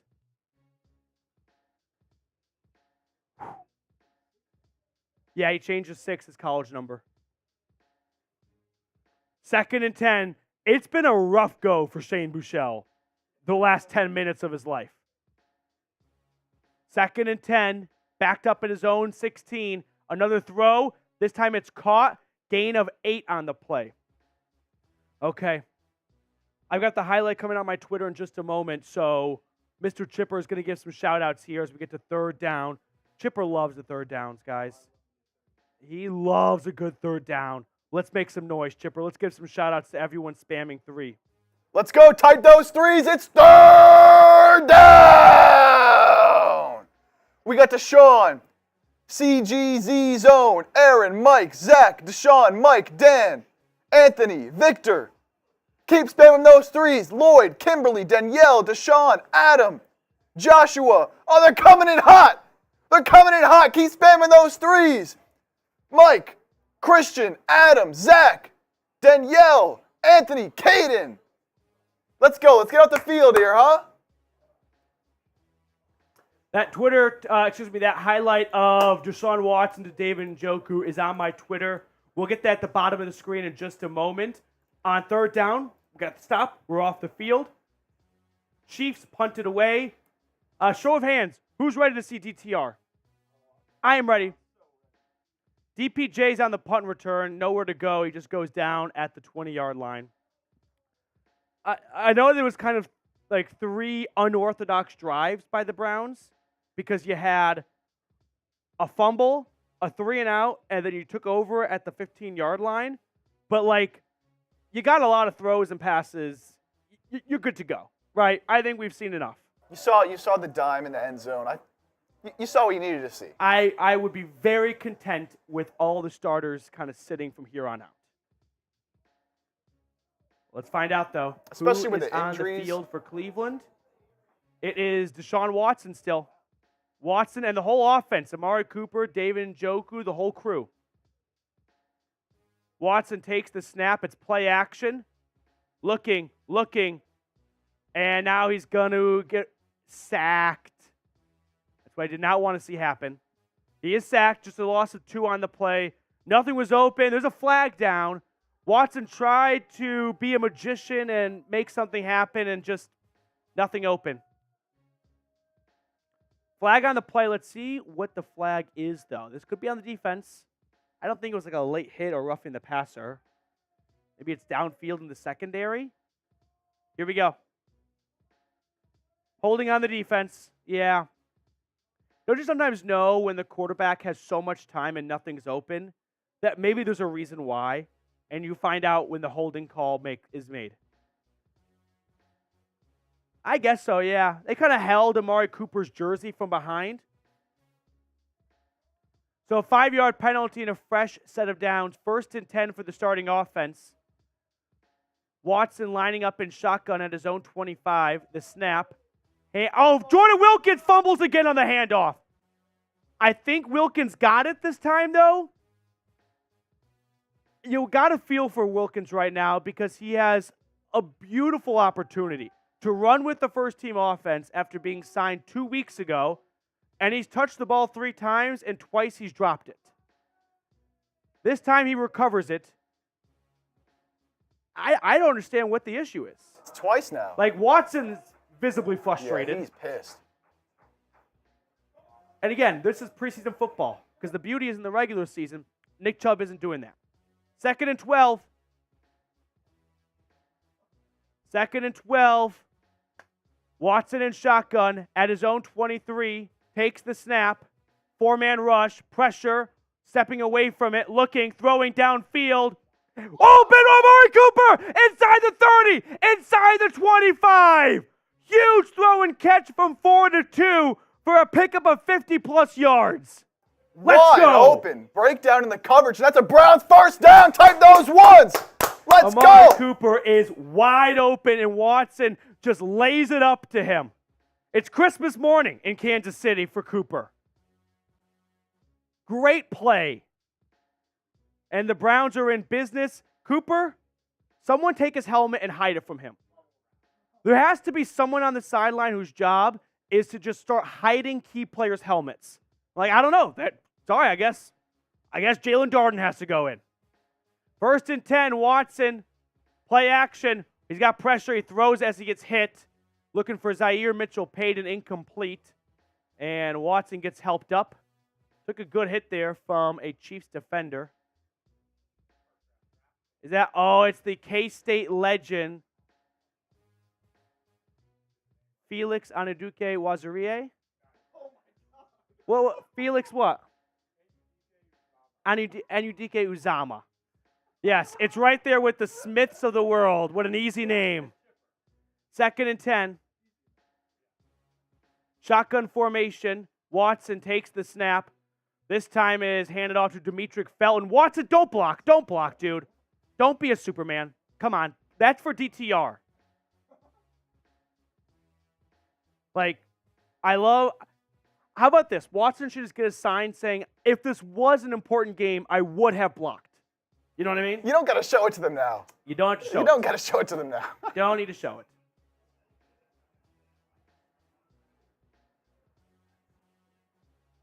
Felix Anudike Uzama.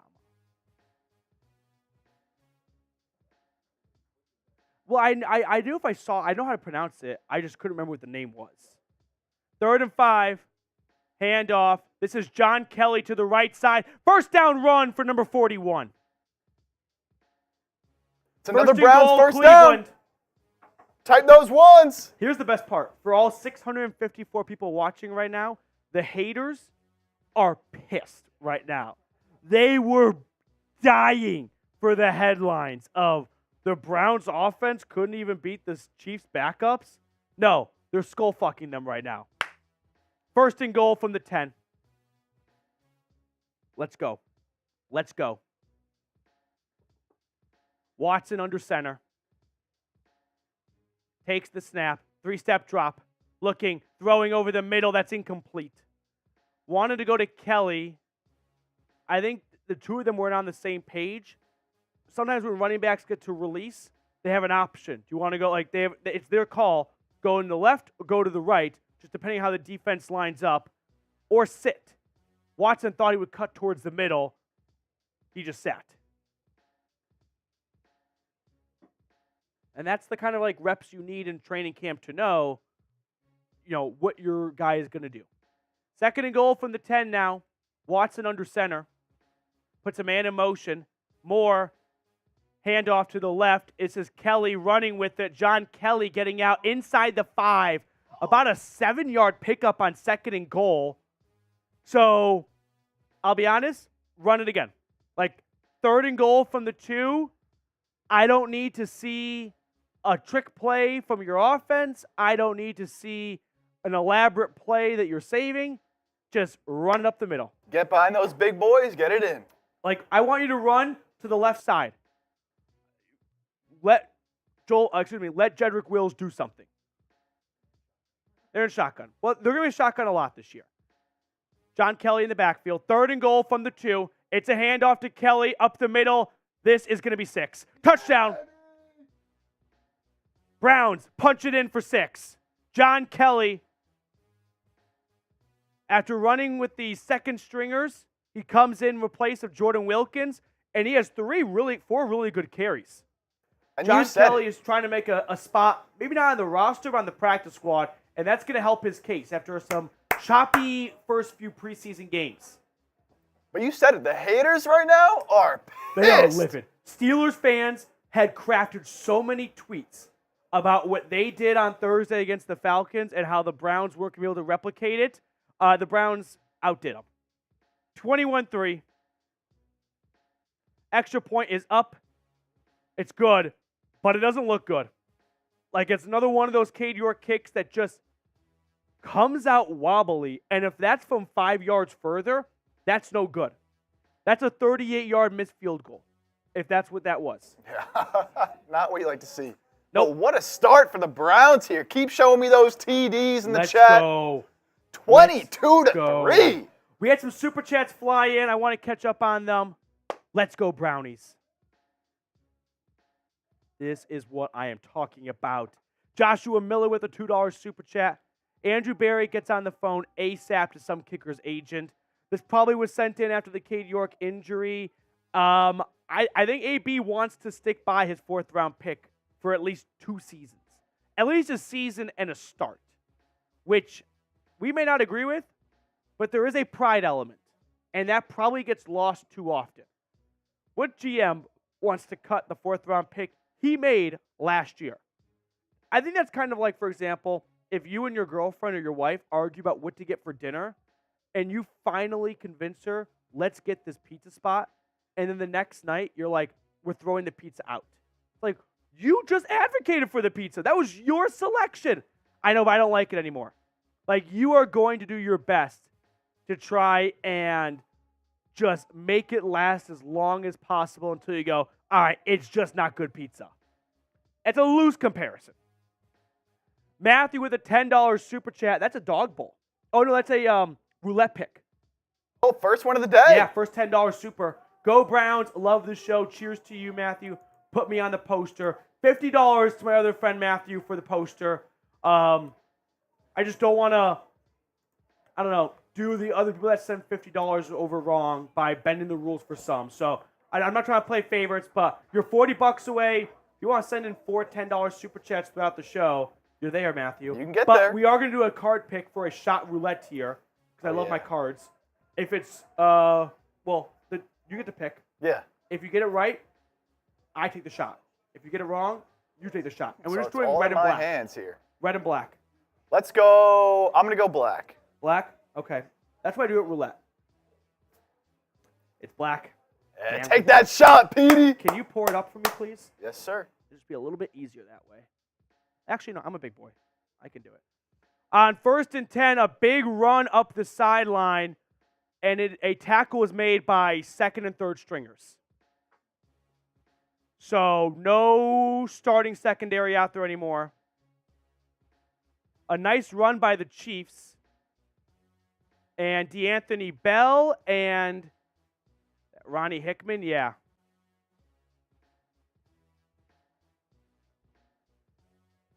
Okay. $10 super chat. We do shot roulette between the producer and myself all game long. 1st and 10. Cannonball. Cannonball coming. Bouchel throws. That is caught, and that is a strong shot. Gain of 12 as the first quarter begins to wrap up. It is all 2nd stringers out there for Cleveland now. I don't see a single starter. I'm watching Maurice Hurst rush the passer just to give you guys a frame of reference. A.J. Green is in on coverage. DeAnthony Bell is out there. A run on 1st and 10 is going to get about 3 yards. Tony Fields makes the tackle. So it's important to factor in when the starting defense is not out there. You can kind of sell yourself on some big chunk plays being given up, not the end of the world.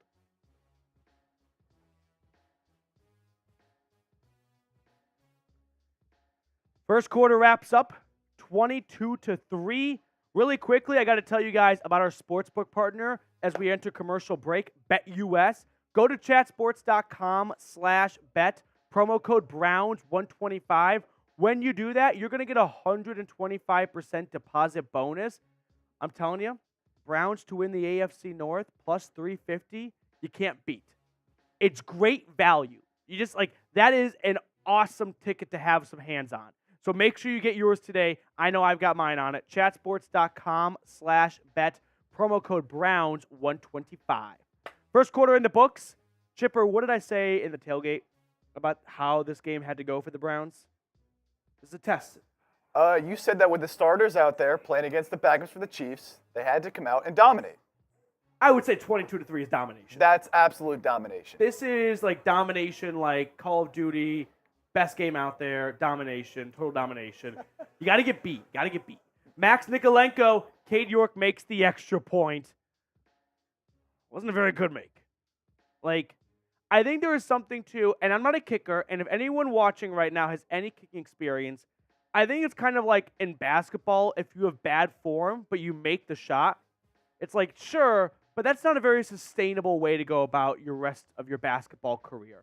If all of your kicks are wobbly and don't come off cleanly, it's going to be trouble when it's not 33-yard extra points. Max, thanks so much for the super chat. Danielle Gavorski with a $2 super chat. Let's go, Browns family. Danielle, let's go, Browns. Let's go, Browns. Let's go, Browns. 22-3, good guys. Scott A. Cooper with his slow butt. He's not a burner, but he got open. And how does he do that? By being one of the best route runners in the NFL. I think the term route running kind of gets watered down by fans as how important, of a skill set it is. When the DB knows what you're doing, it's not too tough for them to run with you.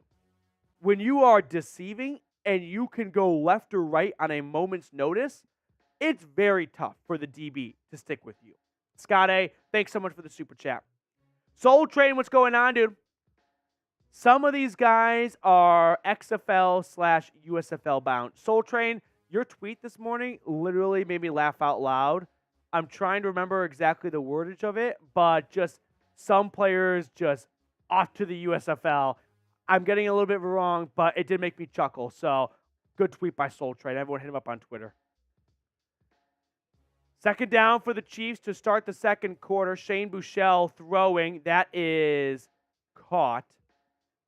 Here's what we're going to do. Let's, Chipper, let's change the live poll to grade the Browns starters.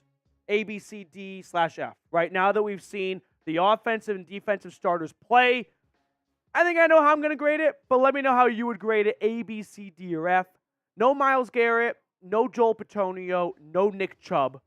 Those were the only three guys held out of today's game.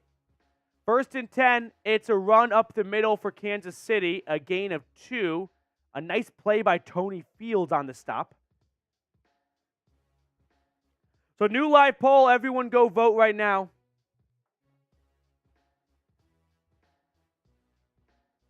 A is the early winner.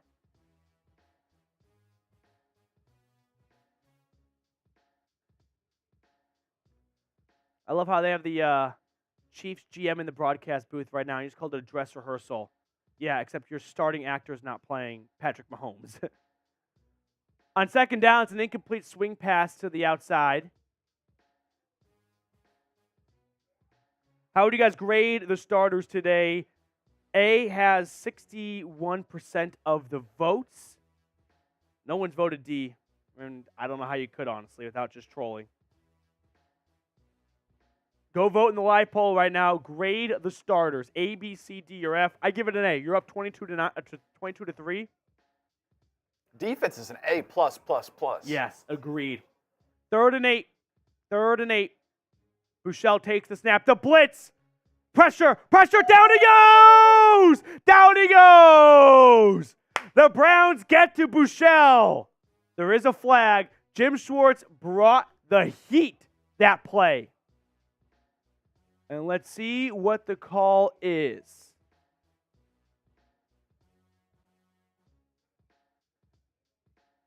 It's on the defense. That's bogus. That's some gobbledygook. So, first down is taken away. The Browns sent the heat and got to the quarterback.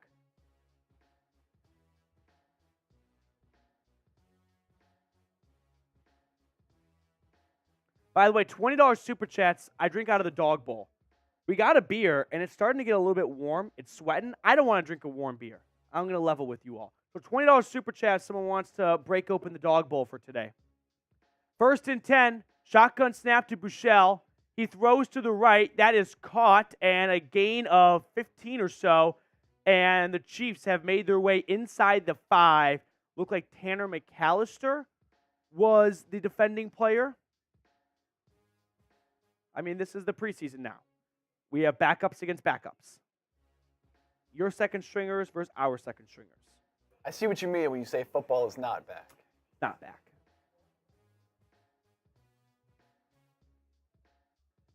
Oh. I see. We're not. Yeah. Oh, someone's at Brett's house right now. 1st and goal. A run to the left.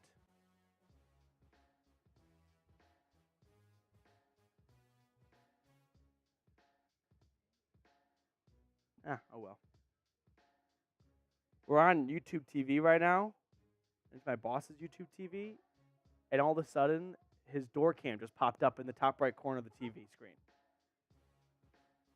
And I think they're waiting for us to do something about it. I'm not quite sure. Oh. Someone opened the door. Oopsies. Shotgun snap. Buechele throwing corner end zone. That's caught. Touchdown. Is that Justin Ross? Good for him. I didn't see who the corner was in coverage. I might have been Caleb Biggers. But a touchdown for Kansas City.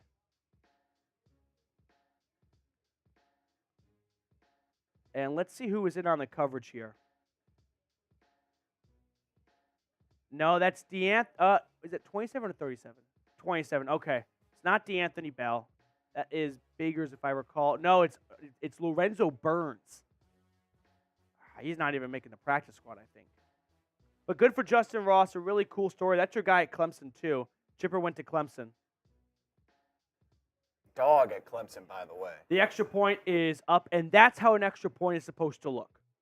The nice little end over end, not this way. You know what I mean? Like just a typhoon. All right, here we go. That's okay. FKC in the chat. FKC. The bad guys are on the board with some more points. 22-10. Yeah. 22-10. 12-ish minutes to go in the fourth quarter. Here's change the input. Yeah.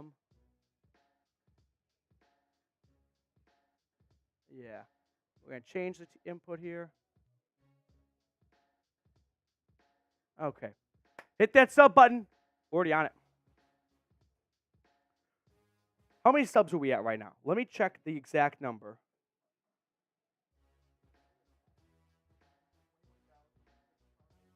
And 56.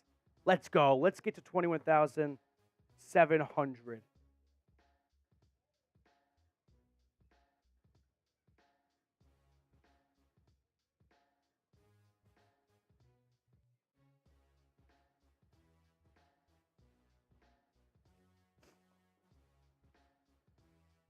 Hit that sub button. Let's go, Brownies. If you are new to the channel, type me in the chat. I'm going to give shout-outs to everyone who subscribes. But let's see if we can pick up 25 subscribers in the next minute. Starting now.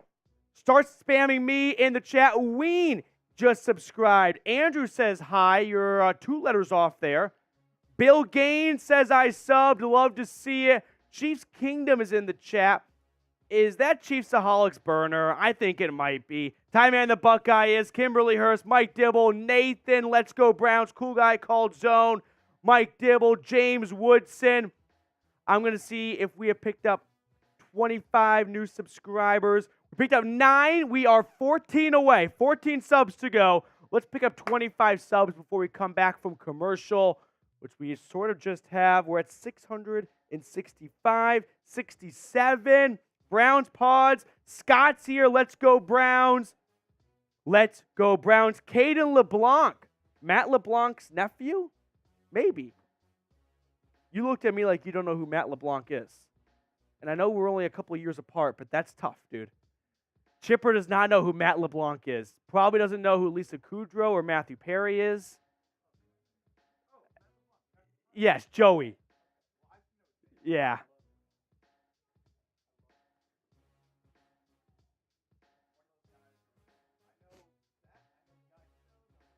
Yeah. Whole Friends cast, elite. I think hating on Friends is the laziest take to have. It's like, oh, I'll hop on because someone started once. Friends sucks. Friends is awesome. Clipping on the Chiefs, on the Browns on the receiving team. So Dorian Thompson-Robinson, I believe, is going to take the field. Yep, there he is. DTR, Cedric Tillman. We got James Hudson at left tackle, John Kelly in the backfield, DeJuan Jones at right tackle. When DeJuan Jones makes the other lineman look small, that says something. The Browns at their own 9. DTR under center.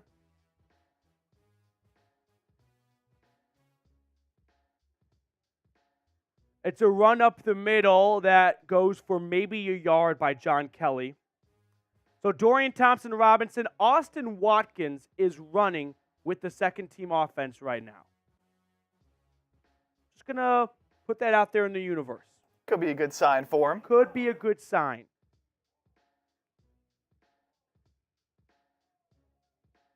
Austin Watkins running with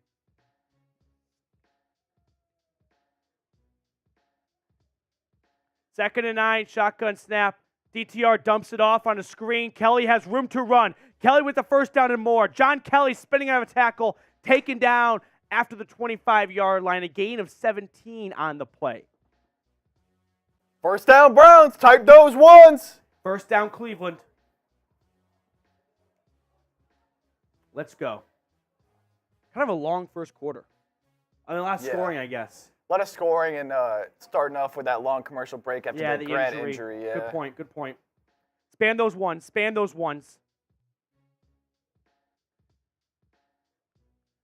Thompson-Robinson in shotgun on 1st and 10. Takes the snap. Drops back. Throws to the right. That's caught. Zaire Mitchell-Payton. Gain of first down and some extra yards. Fumbles it out of bounds, but he got 15 plus. So a couple of nice plays through the air here for Cleveland has them from their own 9-yard line out towards the 35-40. So DTR putting together a good drive. There is an injured Chiefs player, but he is already on the sideline, actually. He got injured as he went out of bounds. So I'm not sure who it is.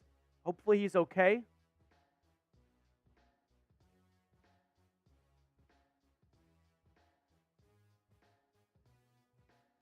Number 48 for Kansas City, if anyone's got their jersey numbers memorized.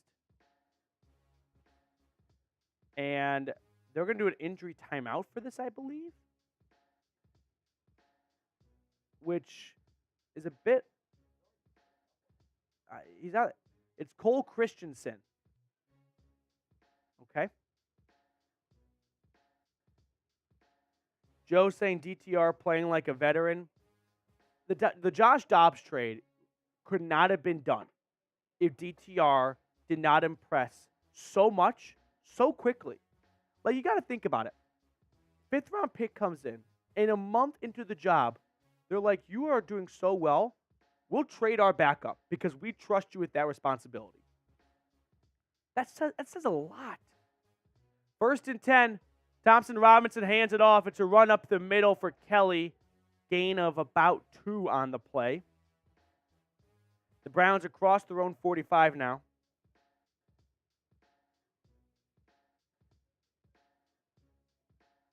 Cleveland scored often and early in the first quarter. A pick 6 by one, Thornhill, a touchdown from Watson to Njoku, and then a John Kelly 2-yard touchdown run. And then a 2-point conversion. 2-point conversion has them at 22 points. 2nd and 7. Thompson-Robinson takes the shotgun snap. He hands it off, and Demetric Felton is taken down in the backfield. Loss on the play. Wise in on the stop for KC. And that will bring up 3rd down. Yeah, immediate penetration there on 72 for the Browns. Gonna bring up a third down. Third down. Quiet. Offense is at work. Offense is at work. 3rd and 8. Thompson Robinson in shotgun. 3 receivers. Takes the snap. Looking. Has pressure. Throwing it off his back foot out of bounds. Pressure got to him. No one was open. He throws it away.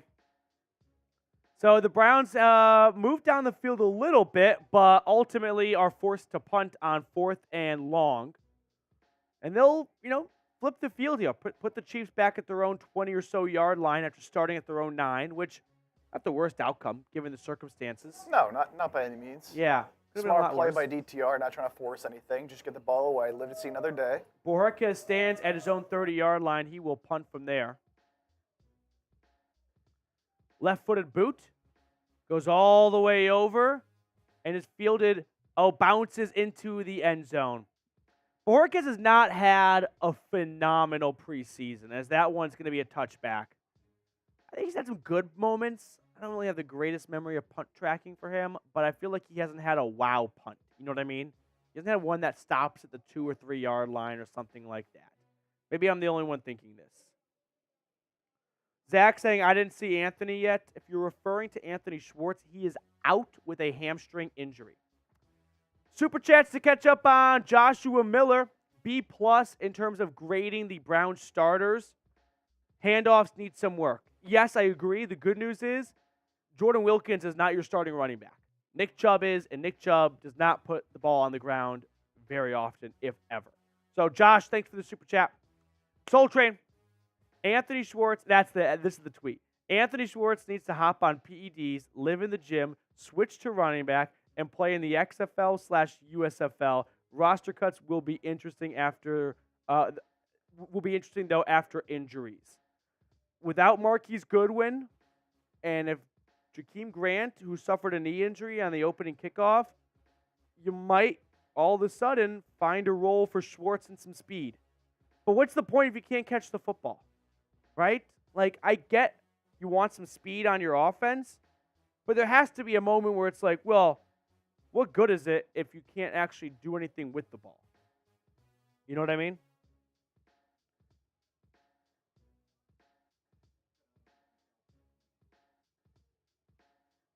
Dr. Crew, what's going on?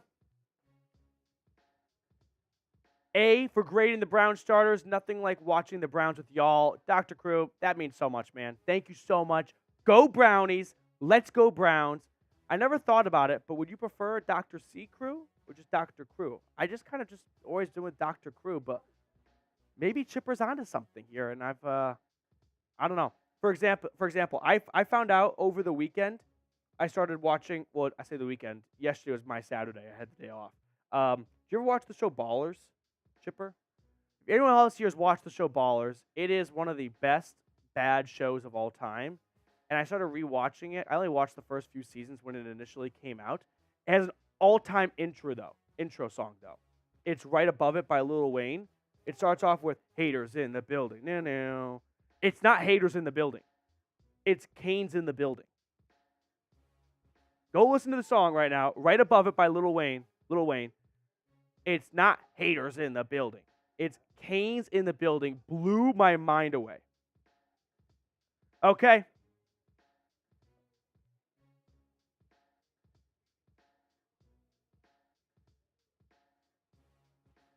Am I the only one here? Fletcher H is asking, why isn't Mahomes playing? I think he was just afraid to play against the Browns defense. Knows that this is an elite defense in the AFC and didn't want to line up against them.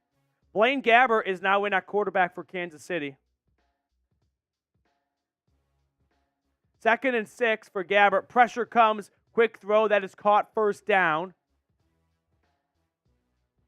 Gain of about 8 on the play, and that's good enough for a Chiefs first down.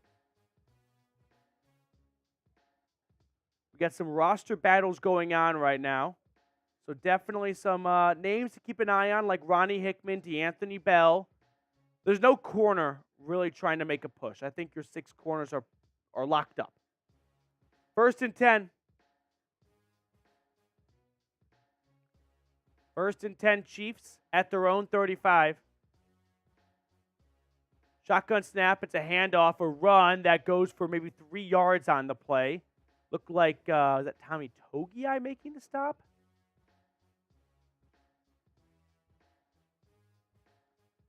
Second down and 7. Danielle asking, is Cedric Tillman playing today? He is indeed. He was out there with the second unit. So didn't play, maybe I missed him for a snap or two, but didn't play with Deshaun Watson. And Blaine Gabbert, former first-round pick for the Jags, is QB3 right now in Kansas City. Second and 7. Shotgun snap. Gabbert throws. It's batted down. Nearly intercepted. Tipped at the line of scrimmage.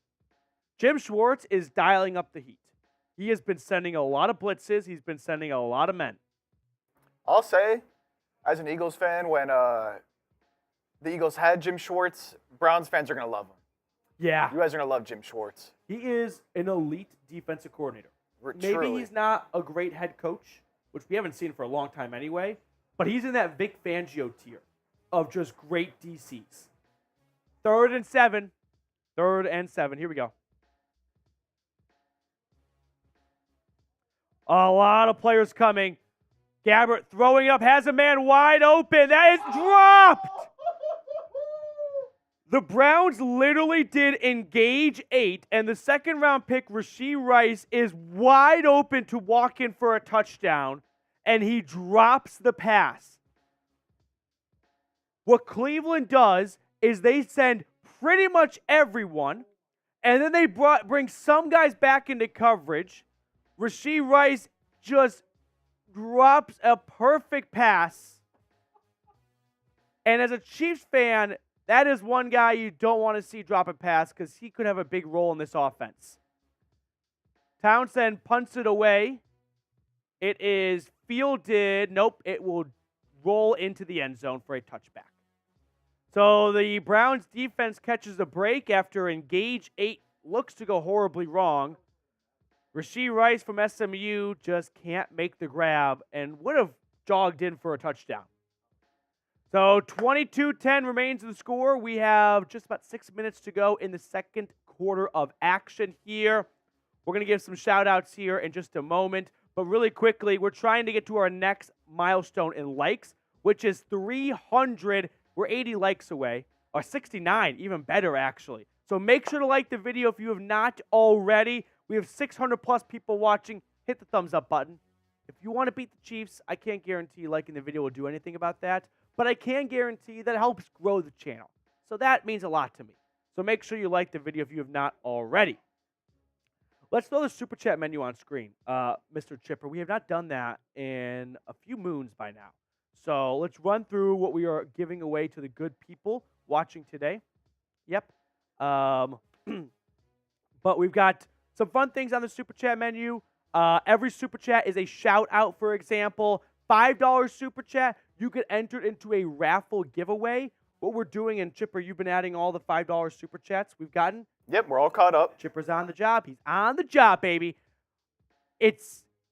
We're trying something new, and that is this boxing glove, which Chipper and I will sign. He's from Philadelphia, so he knows a thing or two about boxing.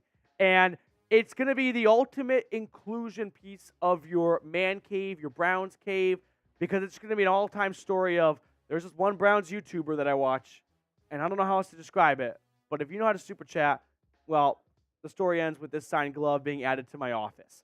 $10 Super Chat, we are doing shot roulette. So what that means is $10 Super Chat, Chipper will pick a card. If he picks red or black correctly, the loser takes a shot. $20 Super Chat, drinking out of the dog bowl. So we'll pour some beer into this bad boy, and we'll just take it down, lap it up like a good canine. And then $50 Super Chat, you get added to our Dog Pound MVP Wall of Fame here at the Cleveland Browns Report by Chat Sports. Make sure you send a $50 Super Chat in or periodically throughout the show if you want to be added to this list.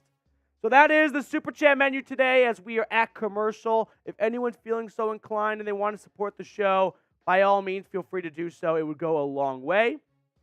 Looking around the league here, Justin Fields and the Bears trail the Bills 14-10. Chicago trotting out much of its starters as well. We're back in Kansas City. Dorian Thompson-Robinson throwing on 1st and 10 for Cedric Tillman. The throw is just a little off, incomplete. Tillman really had to stretch to get to it.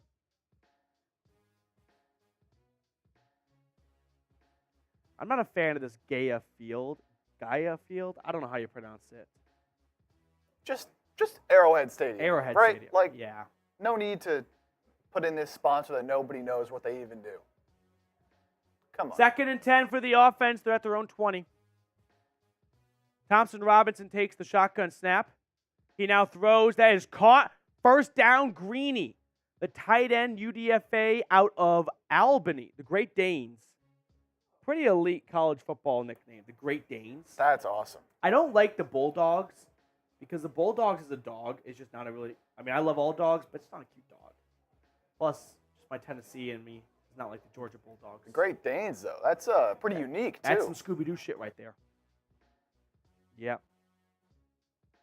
1st and 10. Thompson-Robinson under center. He takes the snap. He hands it off to Felton, who is met in the backfield. If you want to take away from the second-team offense, the offensive line has created no running room for Felton, for Kelly, for anyone. I mean, Luke Whippler, is he in at left guard, it looks like? I think Nick Harris is in at center.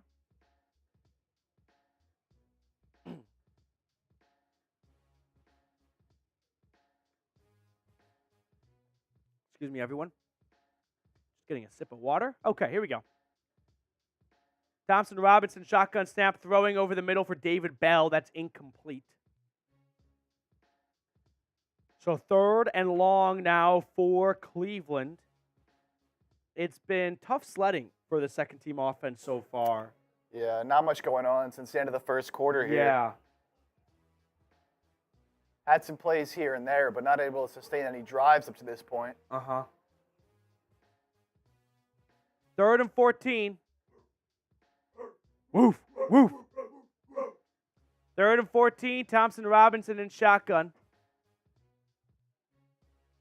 Trips at the bottom of the screen. Snap to DTR.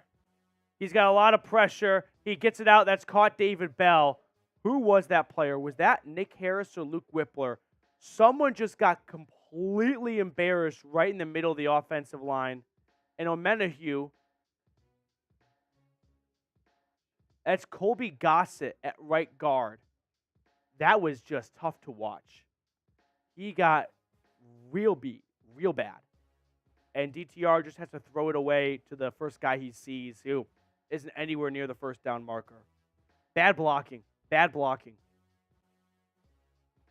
Bojorquez punts it away to flip the field. This punt is caught at the 16-yard line. The return gets out across the 20 and then stopped at the 25. So an 8 or so yard return by Amir Smith-Marset.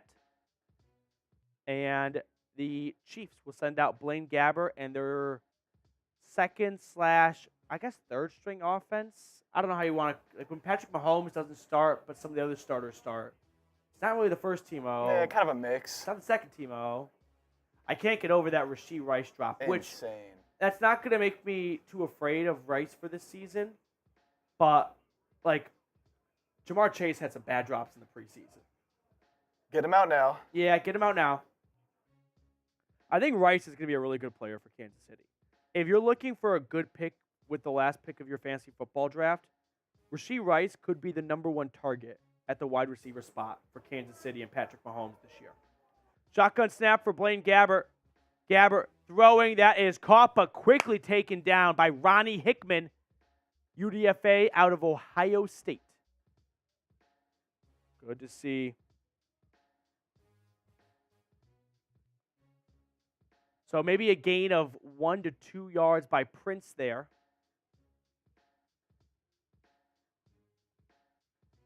Second and 9. I know that Kansas City didn't play Mahomes, so none of this matters, but it does got to feel good as the Browns to wrap up the preseason, going to the defending Super Bowl champs home and curb stomping them to start the game. 2nd and 9. Shotgun snap for Gabbert. Throwing over the middle. That is dropped. Would have been about a first down if the receiver made the grab, but Blayton cannot do it. So 3rd down. 3rd down, baby. Type those threes. Spam those threes in the chat right now. Get those threes in the chat. Wolf stands here. Scott is putting a 3 in. Kyle, Tyman, James, DiNardo, even creeps in left field. Sue Powers, Sue L. Robinson, Kimberly Hurst. Span those threes. Let's go. 3rd down. Blaine Gabbert in shotgun. 3rd and 9.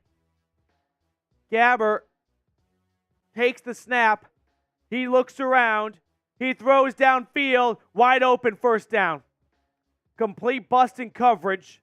And that's Amir Smith-Marset moving the chains on 3rd down. For everyone watching that did not type a 3 in the chat, that is your fault. Yeah, that's on you guys. It's 110% your fault. Not quite sure who to chalk this one up to. I think that might be on Lorenzo Burns. Burns is playing coverage on him, and he just gives him way too much room. Yeah, this was man. That's on Burns, who, like, this is where you go, well, the good news is Burns won't play in the regular season. Like, that's where preseason kind of dips off a little bit. Gabbert throwing. That is nearly tipped, but it does hit the ball, hit the floor, and it's incomplete. Greasy Flight is here. Greasy Flight, what did you miss? For anyone that's a little behind, let me catch you up to speed. The offense took the field. Jordan Wilkins fumbled on the 4th play, recovered by Kansas City. The Chiefs got a field goal on the first-team defense, even though they started their own the Browns' 44-yard line. Then the Browns offense came back on the field, 3 and out. Browns offense came back on the field. Nope. Psych. Juan Thornhill pick 6. Then another interception by Rodney McLeod set up Deshaun Watson to David Njoku. And then you had a 1-yard touchdown run by John Kelly. Big throw, and that's caught inside the 15-yard line. A.J. Green in on the coverage. That is someone who will be on the active 53-man roster. So Green's got to be a bit better. Green just kind of got beat. If you're a Chiefs fan watching right now, if you want a winner, Amir Smith-Marset, making some nice plays. I'm not quite sure where he stands in Kansas City's depth chart, but move the ball down the field. Cade York kicking well. He had a missed extra point, but there was running into the kicker. So the missed extra point is taken off the history books. They went for 2 because he got hurt on the missed extra point because they run into. So they got the 2-point conversion, and then they brought him out there for 2 more extra points after that. And he made both of those, but one of them was not very comfortable. How has Cade York looked? Cade York has looked the same he's looked all preseason. It's a heart attack on a plate. It is terrifying every time he steps on the field.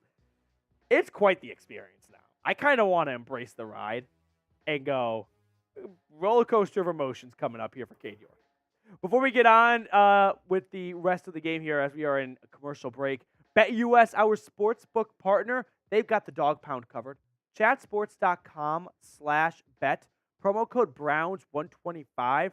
When you put that 125% deposit in, when you put your $100 deposit in, or any deposit in, for that matter, they match it with a 125% deposit bonus. So let's say you put 100 bones in, they see your $100, they match you $100, and then they give you an extra $25 because they love you so much. So make sure to use our link and promo code for all of your wagers all year long, thanks to BetUS. Who you got, Browns or Chiefs? Let's get a quick poll here from everyone watching. Who do we think? Browns up by 12, so far, I would say the second string unit for Kansas City has looked better than Cleveland's. Yeah. So I could see a ferocious comeback being mounted. But I think DTR can maintain a 12-point lead. Yeah, I think the Browns hold on. You'll make some adjustments here at half. Yeah. Get some other guys rotating in there. It will be Kellen Mond who probably plays, I wouldn't say all of the second half, but all of the fourth quarter and maybe half of the third quarter. And they want, like DTR is QB2 now. You kind of want to maximize his reps here before the regular season starts. Because hopefully you don't need him at all. But if you do need DTR at all, you probably wish you don't hold back at all in the preseason. So get him all the NFL reps you can right now in the preseason. I wouldn't even hate, like they're going to play Kellen Mond some, but I wouldn't even hate if they play DTR the rest of the game. If they're like, you know what, like let's get you as much experience as possible because now you're the backup. So we want to minimize the amount of rookie mistakes you could make in the regular season by getting you as much reps as you can in the preseason. CLE's coming in from Ty Man, from Danielle, from Kimberly, from Cool Guy. Greasy Flight says Browns. Anthony saying CLE. Rigby asking what happened to Lizard. I don't really know what that means. F Missouri. So we've got someone really pissed about the whole Missouri joining the SEC or bleeding Kansas. I'm not really sure. Missouri compromise? I don't know. Oh, that makes more sense. I did not even think of that, to be honest with you. Gabbert is sacked. Let's go. Back in action in Kansas City, and Blaine Gabbert drops back, and the rookie Siaka Ika gets the sack. Ika working up the middle, good pass rush, and Gabbert just does not get rid of the ball. Blaine Gabbert breaks the huddle. We got timeout on the play. Browns are trying to maximize their time for their offense. I guess they want to get DTR 2-minute drill. Why not? Why not? Yep, 2 timeouts remaining for Cleveland.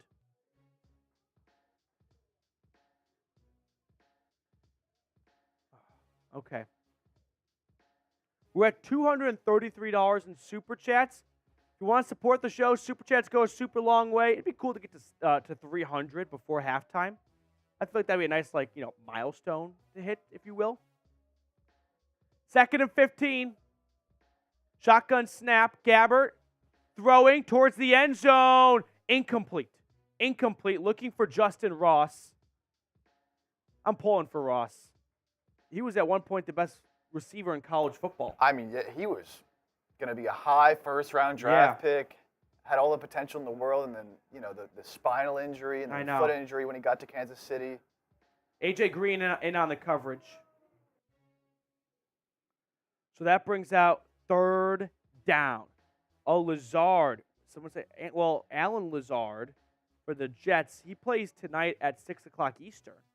I haven't seen any injury news outside of that. 3rd and 15. Here we go. Let's go. 3rd down, baby. Spam those Shotgun threes. Snap. Gabbert. Pressure. Dumps it off. And a nice open field. No, they can't tackle. Oh, my God. This is embarrassing. Touchdown, Kansas City. Prince slips out of 3 tackles. There is a flag, but this is the stuff that gets you removed from the roster. You have to make an open field tackle when you get presented 3 opportunities. And 3 defenders could not bring him down. Let's see what the flag is. Great play by the Chiefs running back.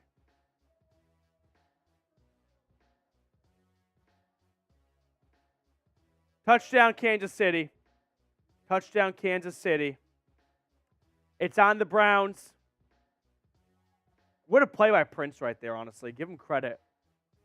I mean, embarrassing for all the defenders that couldn't bring him down. I mean, at least 3 guys had 3 a guys chance. actually had their arms around his legs, and he just slipped right out of them. Let's see. All right, let's call out names. Let's embarrass some people. So, contestant number 1, can't see. Ronnie Hickman gets a shot at it. Looked like 39 and 43 were the first 2 guys. Unbelievable. Crazy. Unbelievable. So that brings the score up to 22-16. And Kansas City is going to go for it to make it 22-18. Or maybe not. I'm not quite sure. Timeout, Kansas City.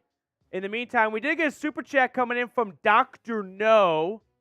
Dr. No asking, we'll get it on screen in just a moment for you, dude. It's still loading, it looks like. Here it is. Dr. No, what's the super chat score with the Chiefs? That's a good question. We will get that on screen in just a moment. Dr. No, thanks for the super chat nevertheless, though. The super chat score, oh, we're going to update it. Here it is, moment of truth. It is 234 for yours truly, the Cleveland Browns report, versus, this is it? Oh, boy. Dude, Dr. No, you might have to go super chat over there to get it to be a close game and then come back to help win. You could Benedict Arnold if you really wanted to. Okay. That's the score. We're beating the shit out of them. It's okay. It's Jace. He's a new guy. It'll take some time. 2-point conversion. Quick throw. Broken up. Nice play. That's Lorenzo Burns, who got burned earlier. That's a tough name to have as a corner. I don't think you can be Burns and play corner. You got to play wide receiver. That's like Pickett throwing picks. Burns, that's tough. No 2-point conversion, but a very nice play nevertheless. Just pitiful tackling. 3 missed tackles.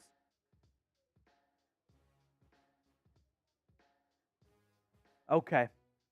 22-16, 2-minute drill. Hey, what's going to happen on this next drive? We're thinking touchdown. We're thinking field goal. We're thinking turnover, punt. Get your predictions in right now because the Chiefs get the ball to start the second half. This is a pivotal drive here. Huge. Because you don't want, right now the Chiefs are on a 13-0 run, right?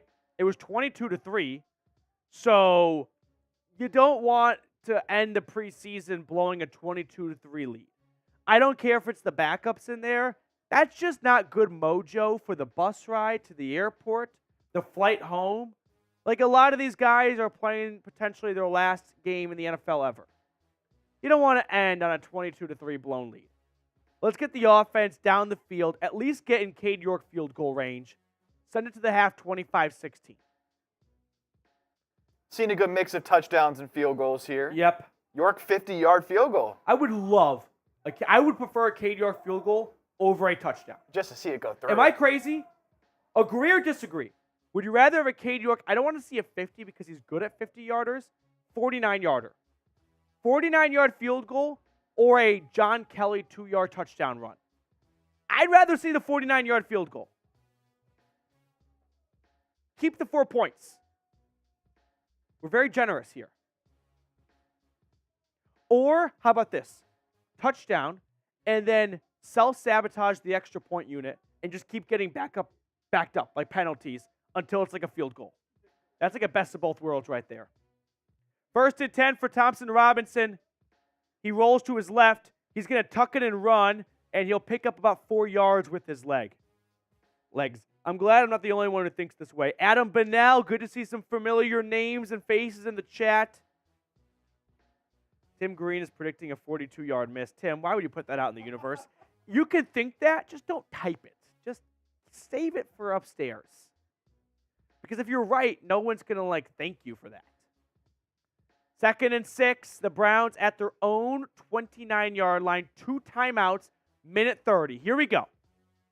Thompson Robinson, 2-minute offense. Shotgun snap, DTR. Stepping up, he's sacked. He is sacked on the play, a loss of 6. Is that Omenihu? I think that might be Charles Omenihu, who is suspended for the first 6 weeks of the regular season. Getting it in now? Well, he can, I guess.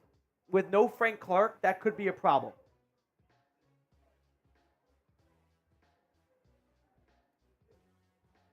It looked like Nick Harris got badly beat. Yeah. Nick Harris got beat on the play. It's been a rough go for Callahan's offensive line, the second unit today. Kansas City wants to preserve some time and give themselves an opportunity. You got to get into Cade York field goal range. 3rd and 13. Shh. Quiet. Offense is at work. 3rd and 15. Shotgun snap. DTR. Throwing. That's caught. Big play on. Let's go. Cedric Tillman out to the 45. Great play by number 89, Cedric Tillman. I feel like if anyone else is watching right now, it is just roulette of which Browns offensive lineman is going to end the play on their back. I think that was Luke Whippler who just got blown off the ball there. 1st and 10. Type those ones. Shotgun snap to DTR. Throwing down the left sideline. That's incomplete. Out of bounds. Browns pods, you agree, like every single time there is some offensive lineman who's in his stance and then just back. 2nd and 10. 2nd and 10. Browns have 2 timeouts, so they have all the time in the world. They can go to any play they want here. Time is not an issue. I really hope this is a let's get into field goal range situation. Like, that's the goal, not even touchdown. I want to see Cade York kick. I want Cade York to understand the pressure of we're trying to get you in range to tie the game in a situation here. 2nd and 10, free rusher, dump off John Kelly, and he picks up 5 yards. 5-yard gain for the Browns. Great play by Thompson Robinson. There's a free rusher in his face, which means someone's open, right? And he finds the man. He takes what the defense gives him. There was a blitz coming off the side. Kelly's supposed to stay home and block. Kelly realizes too late, uh-oh, well, I'm not blocking anymore. Hopefully you can throw the ball to me instead. And DTR finds him. It's just little things like that that really jump out when coaches watch film and go, a lot of guys would have been sacked there. But you understood the coverage of the defense, and you made the right decision. 3rd and 4. Here it is. At midfield. DTR and shotgun. Come on, get a 1st down. Keep the drive alive. Shotgun snap. Thompson Robinson throwing. That's incomplete. Go for it. Why not, right? Go for it. Yeah, you're at the 50. I say go for it. Like, who cares if you don't get it and the Chiefs kick a field goal? I want to see you get in Cade York range. Thompson Robinson got stapled to the turf. And I think they're going to punt it. Damn it. Why not go for it? Oh, no, they're punting. They're punting. They're punting. What am I missing here? I know Stefanski is smarter than me. He went to Penn. But, like, why punt at the 50 in the preseason in a 2-minute drill? What, like, it's a touchback. You gain 30 yards. I'd rather have the shot at picking up the 1st down than 30 yards. Is anyone else on my side here or what? I mean, there's only 45 seconds left. If you don't get it, I mean, Chiefs only have 45 seconds left to work with anyways. Yeah. What am I missing here? I don't get it. I do not understand it. You should be the coach. All right, well, it's 36 seconds left. Let's make a deal. For every $5 super chat we get before the halftime, I'll do a dog bowl. Like 75% off. $5 super chats, I will add a big swig to this dog bowl, and we'll just fill it up before the half. $5 super chat in the next 35 seconds of game time. Interception! Interception! Interception! Pick six! Pick six! Let's go! Touchdown Browns! Pick six for Cleveland. Their 2nd of the day. Yes. Yes. Let's go. That's what I'm talking about. Show me your TDs, baby. Let's go. 2. Great play. Bingo. That's Caleb Biggers. Good for him. Here's why. He might not even make the practice squad. But he's going to have that. He will always be able to say he did that, always have that memory of that play. Yep. Let's go. I mean, to say you scored a touchdown in an NFL game, especially on defense. Hey, we got Cade York PAT. Everyone quiet. Money. That was good. It was like, if the 50 would be the middle of the goalpost, I would say it was at like the 45. Would you agree? Like if there was a field between the two posts and the 50 is the middle, it was the 45. Yeah, midway between the middle and the right side. Yeah. We got a $5 super chat coming in from Mike Dibble. $5 super chats, and I'm just going to pour a little bit more into here, and we'll see how much we can fill it up. So I'm not going to drink it all. I'm not going to drink it individually. But Dibble, $5 super chat. 1 Mississippi, 2 Mississippi, 3 Mississippi. Every $5 super chat until the half, I'm going to pour a little bit more in there, and let's see if we can fill it all the way up to go into halftime. And you know what? 28 seconds of game time. In this let's sit and marinate now. In this next 30 seconds of game time until halftime, if we can get a $50 super chat, whoa, I will do a beer bong. Beer bong coming from Chipper for a 50 bone. Cade York on to kick it off to restart the game. Let's go. 29-16 Brownies. And Dibble, we added you to the raffle again. Like Cade York just nearly kicked it into the first row of the stands. That is why Andrew Berry does not want to give up on him. I feel like it's like, no, I can't say this. This will get me in trouble. I have a good analogy, but if it gets clipped, I could get in trouble. I won't do it. Yeah, off air. Off air. And then you can come back and say whether or not that's an accurate analogy or not. And the Chiefs knee it out. 23 seconds. We'll get the scores from halftime up. Let's see if we can get another $5 super chat in the next 15 seconds to add a little bit more to the dog bowl. And we got one from Danielle from Jeremy Stallman. That's 2, 6, 5, 4, 3, 2, 1. There's always a delay. This one is for Danielle's $5 super chat. And then Jeremy Stallman with a $5 super chat as well. All of these are being added to the raffle. There we go. Okay. Cannonball time. First half. 29-16, 2 pick sixes, a David Njoku touchdown reception, and a John Kelly touchdown run is the scoring for today. And then 1 2-point conversion gets us to 29 points. Cannonball time. Cannonball. Cannonball coming. Cannonball.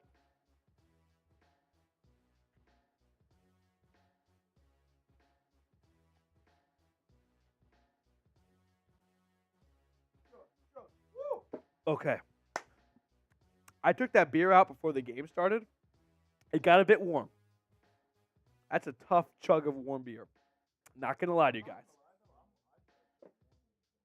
Yep. We're going to get the halftime stats up, and then I'm going to run to the bathroom. Chip, if you got to use the bathroom too. And then we'll come back for the second half of action. So don't go far. Don't go anywhere. But the Browns lead at 29-16. Let's kind of start with the most important things here, and that is, how do the starters look? I don't really care. No, like, second stringers, less airtime. Starters. Deshaun Watson, he looked good. He had a really nice pass to Donovan Peoples-Jones, to Amari Cooper, to David Njoku. Watson looked accurate, I would say. Was he 10 for 10 for 200 yards? No. But Watson, I would say, comes out of this game. Everyone should be confident and encouraged based on what they saw from number 4 today. Other guys that stood out to me, the defense played really well. They gave up a field goal after having a short field to start with from a fumble on the Browns offense, and they settled in after that. You had a Juan Thornhill pick six. You had a Rodney McLeod interception. You had a Zadarius Smith tackle at the line of scrimmage. You had a lot of really good plays. Shelby Harris got involved. Jordan Kunaszyk got injured. Speaking of injuries, Jakeem Grant was carted off the field with a knee injury from the opening kickoff. Sucks. I don't have better words for injuries, but just sucks. He comes back from an Achilles injury, and that's the first time he sees the field again, and that's what happens. Brutal. Absolutely brutal. Cool guy. Any updates? No updates. We're probably not going to get an update until after the game when Stefanski. You got to kind of remember too, when injuries happen, like Stefanski has to coach a game still. He can't just abandon all the guys on the field to focus on one injured guy. Like, he has to focus on the next 60 minutes because that's his job. After the game, he can be apprised of what the updates are. But he can't just stop coaching to find out the latest on one of the players, right? Here are the halftime stats. We'll throw them on screen. And then we are going to 6-7 minute break while we run to the bathroom.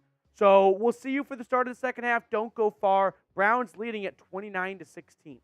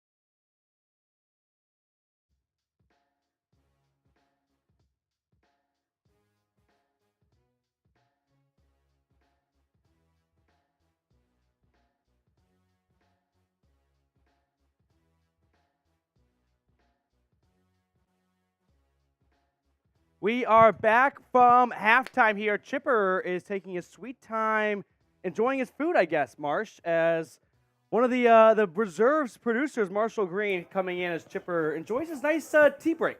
Must be nice. Oh, here comes Chipper as running into the studio. Not here for his job on time. I do like the Bernie Kosar shirt, though. You gotta respect that. Great shirt. You gotta respect it. We like the shirt. We do. I like it. Just Much don't better like than that being hat. late to the second half. 2nd and 2, it's a run, and it goes absolutely nowhere. That's Lorenzo Burns making the stop here. We've got some halftime stats up on the screen. 29-16, Cleveland dominating via 2 pick sixes, one from Juan Thornhill, one from Caleb Biggers. So it's been a good day on offense and defense. You've got 4 touchdowns, 2 apiece. Balance. If we can get a special team score, oh, Bubba Ventrone's going to blow a load all over Arrowhead Stadium. 3rd and 2, here we go. Chiefs on the field to start the second half. It's a run up the middle that is swallowed up. Nowhere to go. Let's go. That is Kamara, not Alvin Kamara. I think it's Sam Kamara, if I got the first name correct. Or maybe there is a Sam Kamara. Maybe I'm mixing the two up. He made the stop, nevertheless. So here in the second half of the preseason finale, let's just cut to the point. The Browns have their 53-man roster. Any name that's on that 53-man is not touching the field unless you are the kicker, punter, or long snapper. Would we agree? Like, everyone else is off the field. Makes sense to me. It just doesn't make a lot of sense unless you don't have your 53-man roster as Dimitri Felton takes us back. Like, I guess I could expand the guys that could be playing into, like, return duty guys because someone's got to go out there to do it. But by and large, of the 53 players on your roster, I would say 45 are not touching the field. I think you have your 3 special teamers and then maybe 5. And that even sounds like a high number, to be honest with you. Like, if you're uncertain of Ronnie Hickman or Austin Watkins, maybe they keep playing. But the chances are is we spend all this time debating over the roster. Guys, let me give you a secret. Andrew Berry has known this roster for probably a while. Like, there might be 1 or 2 guys who come in and make some surprises, but for the most part, the roster is known. Why do you think coaches didn't care at all about going from 4 preseason games to 3 preseason games? Because a lot of times, like, I listen to these interviews with former players, and they're like, how quickly can you tell if the quarterback is the guy? And they go, probably like after the first week of practice. Yeah. It's like, oh, you're telling me you know before the first preseason game? They're like, well, yeah, duh. It's like, okay, so we spend all this time fighting over if this guy's going to make it. Meanwhile, you guys have known for 3 weeks. Like, it kind of goes to show how far apart sometimes what goes on in Berea and what happens on Twitter really is. That's kind of my 2 cents right there. We're trying to reach 22,000 subscribers. We're 300 subs away. That's pretty impressive. We have been growing like crazy here. So if you want to hop aboard one of the fastest growing Browns YouTube communities, consider subscribing. We have a big growing army of Browns backers, but make sure you subscribe. That way you do not miss a single thing. All year long. News, rumors, injury news. You want injury news? Jakeem Grant left the game with a serious knee injury. Jordan Kunaszyk left the game with the knee injury. Jordan Elliott left the game with the hip injury. And one last, Jordan Elliott. Oh, I said Jordan Elliott left the game with the hip injury. Kunaszyk. And then, who was the last guy? Tony Fields with, what did I say? Head injury, concussion potentially. For the postgame show. Yep. We'll kind of add to it. Cleveland Browns, you should have infinite. If we're talking subscribers, I don't disagree. Do you concur, Chipper? Oh, I concur. Chipper concurs. Name that movie. Do you concur, Doctor? I concur. It's one of my favorite movies. If anyone can get this, I'll be very impressed. That one's going past me. I don't know if I concur? I'm with I you think on you've that. probably seen the movie. Do you concur, Doctor? I concur. Let's see if anyone can tell me which movie I'm talking about. 1st and 10. Offense on the field for Cleveland. It's a quick throw to the sideline. Flag comes in. I'm looking at the chat. I'll give you guys 60 seconds or so, and then I'll give a hint. Do you concur, Doctor? I concur. Catch Me If You Can by Bill Gaines. Great job, Bill. It's Leo when he's... Have you seen Catch Me If You Can? Oh, my gosh. One of the best movies. When he's impersonating the doctor and he has no idea what to do, and that kid comes in with the broken leg, and his nurses are like, it's a broken leg. Great movie. Danielle, PD, please pick a card. $10 super chat. We're doing pick a card. Yeah, only one $10 super chat, and it's card roulette. So, I want to see Petey take more shots. Come on. 1st and 20 after a holding. DTR throws over the middle. That is caught. Who else? Austin Watkins, baby. Remember the name. Fort Minor, number 80. Do you know who Fort Minor is? Remember the name. We're not that different. I'm 25. I'm not the most cultured moviegoer. This isn't a movie. It's a song. No, song? It's a song. Song, movie, whatever it is. 10% luck. 20% skill. Oh, that's that? 15%. Yes, that's... I'm not even the music guy. Wow. 2nd and 8.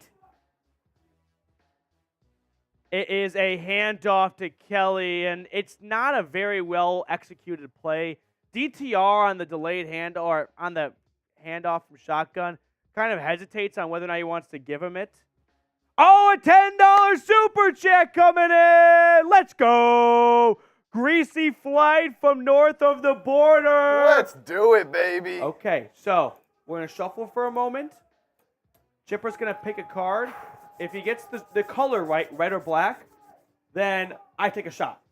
If he gets it wrong, he takes a shot. 3rd and 12, meanwhile, we'll do this after this play. 3rd down. Shh. Quiet on offense. 3rd and 12, shotgun snap. They hand it off. It's a run to Kelly to the right side. John Kelly is exited out of bounds after a gain of 5. And 3rd and 12 will turn into 4th and 7, and the Browns will punt. Which card do you want to go? Red or black? Red or black? Black. And everyone watching right now can actually just pick the card in the chat, too. Okay. I'm going black. Black? Here we go. We went black last time, so you're 1 for 1. It's gonna be black again for sure. 7 of clubs. Boom!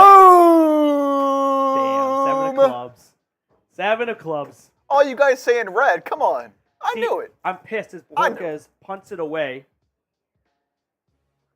And finally a good punt for a change. It bounces sky high at the 10-yard line, and then immediately Tanner McAllister makes the tackle. We went to a casino in Oklahoma about a month ago. I was down bad. Quick story time as we went to commercial break. When I say bad, I mean down bad for what I budgeted, which was like $200. And I was like, all right, I'm out of money. So then I sat down and just watched my friends play blackjack. And then a spot opened up, so I joined. And I was like, all right, I'll take out my last 50 and see what I can do here. And I bet on one of the high odd payouts where it's like if you get blackjack and the dealer gets blackjack, pays out big. 5 to win 125. Cha-ching. Made some money. Then went over to roulette. Put it all on black. Cha-ching. And then before I left, I always put a bet down on my favorite number on roulette, 31. $5. Swear to God, landed on 31. No way. 5 to win, 5 times 34. It was an incredible high in 30 minutes. Oh my God. Cannonball! Cannonball coming! Cannonball! Send it back! Too easy. I'm not very good at shots. Yeah, Chipper's new around here. This is not my forte. 4 likes away from 300 likes. How One about away this? now. Chipper, I want you to cook up the hottest NFL take you have for this season. If we get to 300 likes, which we are 1 like away. All right. Someone get us there. You'll hear my hot take. There it is, Oh, 300 there it is. likes. All right. And then at 400 likes, I'll give my hot take. Do you like that? I love Every that. 100 likes, I love we're going to that. give a hot take. Chipper, do not hold back. If you even think about getting in the shallow end, you're off the street. Okay. Deep end only. Deep end only. Deep end only. Yep. My NFL hot take. Hot take, something that's so wildly unpopular, you're a little bit afraid to say it out loud, but you kind of want to tweet it out from a private account so you can always go back and say, see, I told you guys. Okay. So there's been a lot of hype this year for the Detroit Lions, and rightfully so. Yeah. A lot of people picking them to win the division. Yep. My burning hot take is that the Lions finished with 4 wins. That's hot, dude. 4 That's wins. a hot take. I think it's going to all come crashing down. Wouldn't be shocked knowing the Detroit Lions. Yeah. Like, from one fan base to another, I can understand their pain. But yeah. So I think too many people are crowning the Lions to win the Yeah, NFC. they haven't proven nothing yet. Yes. I don't hate that So take. I think whether it's injuries, whatever it may be, Goff regressing, I just I rough have year. a hot take, but I'm saving it for 400 likes, which we are 89 likes away from. 1st and 10. Blaine Gabbert in shotgun from his own 12-yard line hands it off. Ronnie Hickman makes the stop after a gain of 4. If you missed the first half, let me give you the spark notes. 4 touchdowns. Here were the 4 touchdowns in order. You had a Juan Thornhill pick 6. You had a David Njoku, what's that, a 10-yard throw and catch, 15-yard throw and catch from Watson to Njoku in the end zone. Then you had a John Kelly 2-yard run, and then a Caleb Biggers, 30-yard pick 6. On 2nd down and 6, it is Blaine Gabbert tucking and running, and he actually picks up the first down with his legs, so the old man still has some gas left in the tank. If you're Blaine Gabbert, like, why would you retire, though? Even if you're the practice squad QB, to be the practice squad QB and potentially get a Super Bowl ring just being on the Chiefs, pretty good job. you're making all that money. Yeah. Just sit there and do nothing. I would love, if you're going to, okay, how about this? Best city in the U.S. to be on the practice squad for. Meaning you're not associated to the team much. You get to live in that city, and you get to just kind of go to practice for a couple days a week, and that's the whole job. Meanwhile, on 1st and 10, it's a quick throw, and the nice play by Rashee Rice, 2nd-round pick out of SMU, who had a bad drop earlier. He actually picks up 10 yards or so with his legs. I'm thinking Vegas would be an incredible Yeah, I city mean, Vegas to is be on the definitely- practice squad Vegas for. is the easy answer for sure. I think. Oh man, Greasy I'm- Flight says Cleveland. I think Cleveland. we could do maybe a little bit better. Yeah, definitely No, not no my smack, first no choice. disrespect to Cleveland. Not my first choice. Phoenix with the Cardinals. That could be kind of Phoenix fun. is hot though. It's 1st and stuffy. 10. It's a throw to the left, a gain of about 9 or so. Tackle made by AJ Green. Miami. I was thinking Miami. I think. Talking best cities to be on the practice squad for, knowing I think 4 days a week you come to work for a couple of hours, and that's that. And there's no big expectations out of you. I think it'd be cool to be in Denver. Denver would be fun. Yeah. 2nd and 1. It's a run up the middle that gains 2, but that will be enough for the first down as the Chiefs are making their way out towards midfield. You like Denver? Okay. Steve White saying Miami. I've got Ban saying Pittsburgh. I think Pittsburgh would be on my top 5 cities. I would not want to be on the practice squad Really? for. You don't want to be in Pittsburgh, huh? No. I have no. If you are watching, you're from Pittsburgh. I mean, no disrespect, but at the same time, no aspirations to live in Pittsburgh. Greasy Flight says Denver. Deion Owens going San Fran. If it was cleaned up, for sure. Yeah, the idea of San Francisco is better than San Francisco. I like that. I agree. 1st and 10. Shotgun snap. Gabbert throwing. That is batted down, I think. Incomplete pass. Good coverage by DeAnthony Bell on that play. Mike Dibble says Seattle. You know, I was thinking about how it would be cool to play for the Seahawks a little bit. But, like, every flight is so far. Like, you're the not close closest to anyone. The closest game to you is San Francisco. And that's not like Cleveland to Pittsburgh or Cleveland to Cincinnati. That's like Cleveland to Atlanta. Like, it's a long journey. 2nd and 10. Shotgun formation. Gabbert throwing to his left. That is caught. Browns, you want a real takeaway here? Really struggle with tackling today. That is a fundamental that you feel like is going to be talked about in the meetings tomorrow. Like missed tackles or just not clean tackles. Like the receiver there gets out of bounds, so it's not a big play going the other way. But there's got to be a better tackle made by Tony Fields there. 3rd and 3, 3rd and 3. Get those threes in the chat. Threes in the chat. The snap. Gabbert throwing. Hit as he throws. Incomplete. Incomplete. Let's go. Let's go. 4th down. Fourth down. Type those 4s, baby. Browns getting the ball back. 315 likes. That means we are 85 likes away from my hot take. And it's a hot take, too. I want to hear this hot take. Come on. Smash that like button. I want to know. I want to know. Because PD cooks up some good takes. I want to know. I want to know. Jacob is getting a 4 in the chat. Watson Production. Scott. Mike Dibble. Ty Man. 4th and 3. They're going for it. They're going for it. Here we go. Chiefs are going for it on 4th and 3 from midfield. Shotgun snap. Blaine Gabbert throwing over the middle. That's incomplete. There is a flag. I don't like this call.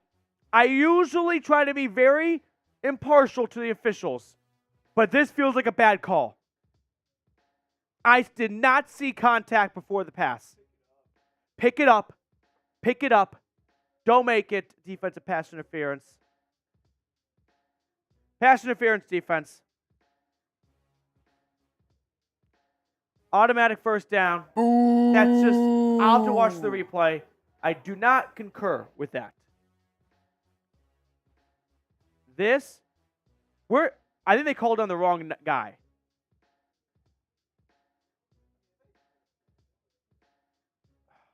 I don't like that call. I don't like that call. I love this. Paid off the refs. They paid them off so much, they're down 29-16. Down, shotgun, Buechele, Gabbert throwing over the middle, caught, touchdown. Touchdown, Kansas City. Amir Smith-Marset. Blaine Gabbert to Amir Smith-Marset. And the Chiefs bring it into one score. It's 29-22. Well, it's preseason football, baby. Yeah. That's where you go, who cares? Like, the blown coverage by, that's A.J. Green. Not having a great day is Mr. Green. And he is the 5th corner on this roster. Like, let's kind of go top to bottom. Denzel Ward, Greg Newsome, Martin Emerson. And then you've got A.J. Green, Cameron Mitchell. Extra point is up and good. Don't really want to see a bad day. Mike Ford, who they signed in free agency. Like, those are your 6 corners right there. Oh, boy. Yeah. Let's talk winners and losers for a moment. So let's start with winners. Everyone watching right now, 491 people, start typing the name of a player you think was a big winner today. We're going to compile our post-game show kind of based off this. Winners off of the top of my head, I'm thinking Jim Schwartz.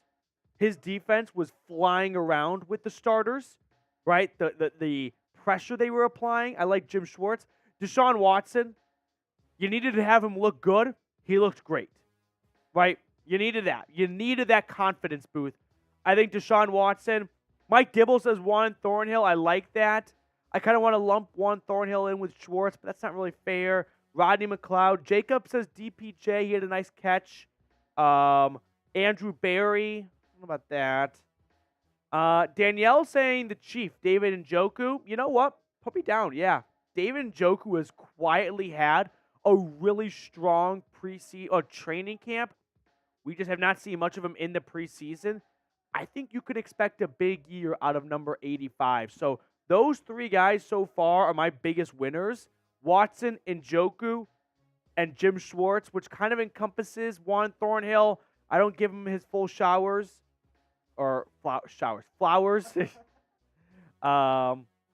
Losers.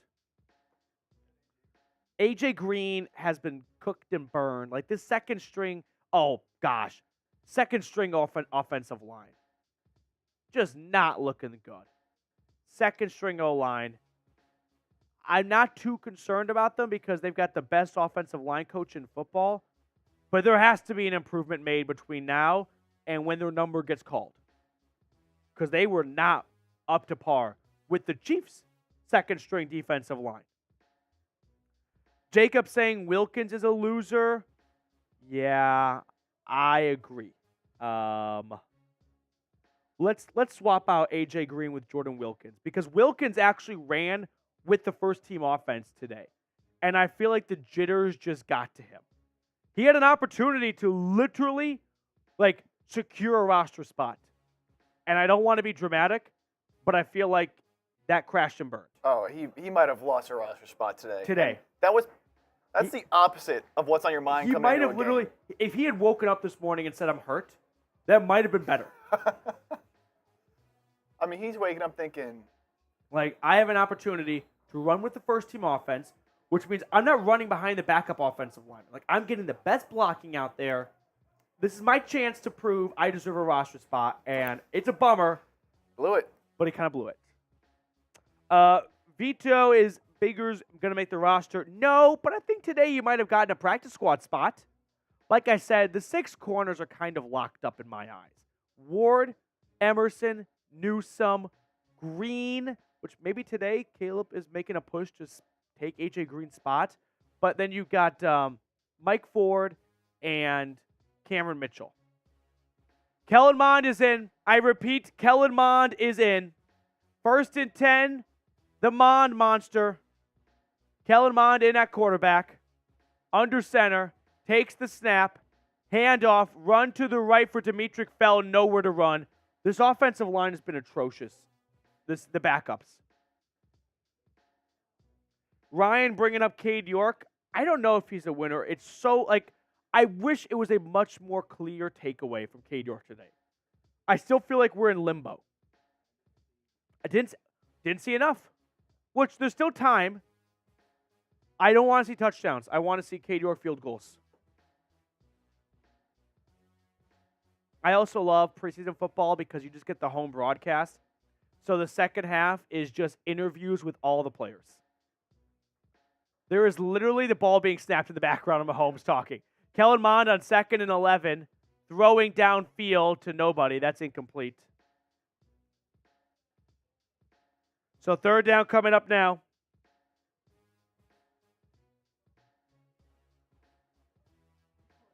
Yeah, a bit of a try-hard move from Mahomes, padding up. It's 29-23, by the way. Sorry for the error on screen. My bad. 3rd and 11. Yeah, kind of a try-hard move. Who dresses for a game they're not going to play in? And I mean 0% chance. If Shane Buechele, Blaine Gabbert, and their 3rd string or 4th string all got injured, they would just run the Wildcat the whole day. Mond throwing. Oh, my God. It's intercepted. A complete just piece of bread in the air for a duck to eat. That was one of the worst interceptions I have ever seen. 29-23. Kellen Mond throws up an absolute duck. That was tough to watch. Kellen Mond, he has to understand the moment, which is you're fighting for a practice squad spot. Don't screw it up, and you're going to make $90K-ish for 7 months of work. For everyone else in the world, that's a pretty good setup. And now the Browns might be looking for different practice squad quarterbacks. 1st and 10. It's a run to the left and a long run here that goes for over 12 yards. Chiefs are in the red zone after the interception and then the 12-yard first down carry.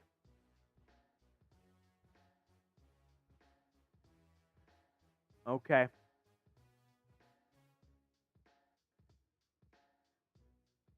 That's DeAnthony Bell, and I didn't see who else was on the tackle. Yeah, I think Tony Fields. First and 10.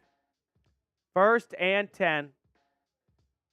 I haven't seen or heard much of Diabate's name today, which is kind of a bummer. First and 10, a run. Nothing. Just nothing. Prince is stopped there finally.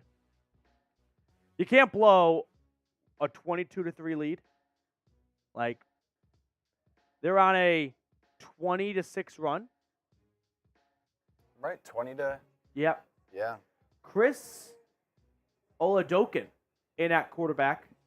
Can Ooh. someone tell me where he went to college in the chat? Chris Oladokin.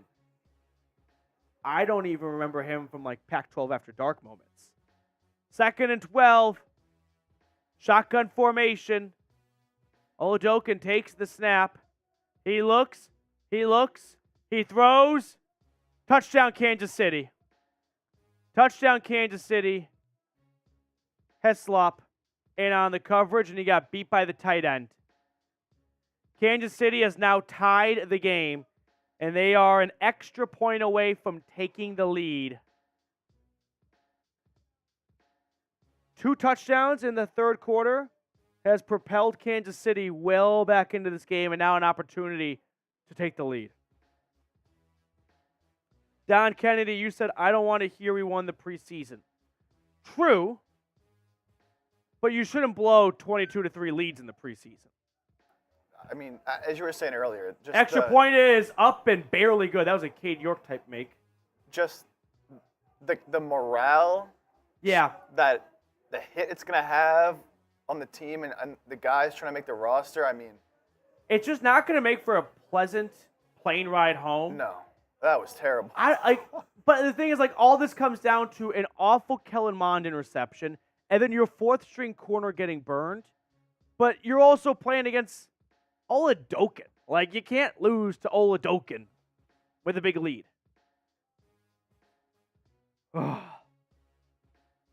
Let's throw the Super Chat menu up on screen. We are in the second half here. We've only got 1 Super Chat so far this second half. So if anyone watching wants to kind of go above and beyond and help support the channel, Super Chats are a great way to do so.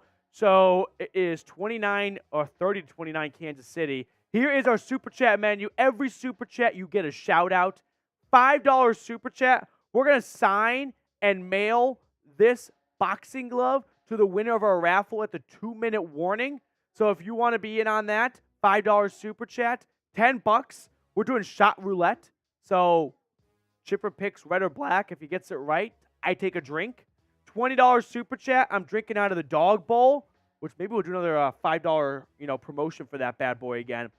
And then $50 in Super Chats. Well, we've got the dog pound board here, as you guys all know by now. We'll add your name to our MVP wall for the 2023 season.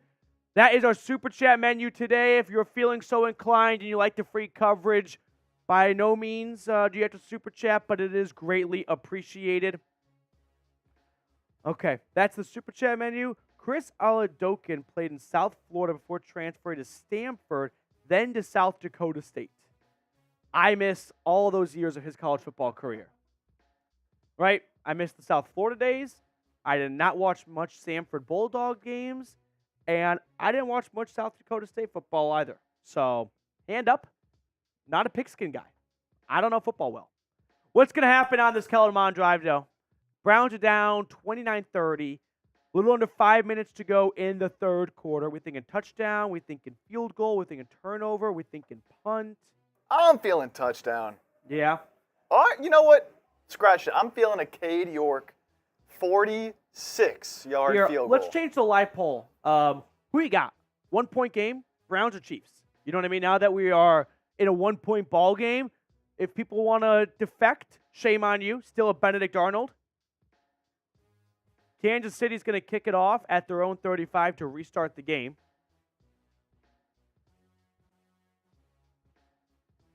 And the kickoff goes out the back of the end zone. Who you got? Browns or Chiefs? 1-point game. Kansas City has come roaring back. I hope the Browns win. Like, now that you're in a dogfight like this, you want to win the dogfights. Good for the culture, indeed. Good for the culture. Good How for the about this? guys. Hear me out. A Cade York walk-off to win. That would be electric. That would be huge for his confidence. Oh, massive. I can see it right now. I can see the team carrying him off the field right now after he makes it. It's like I'm seeing the future right now.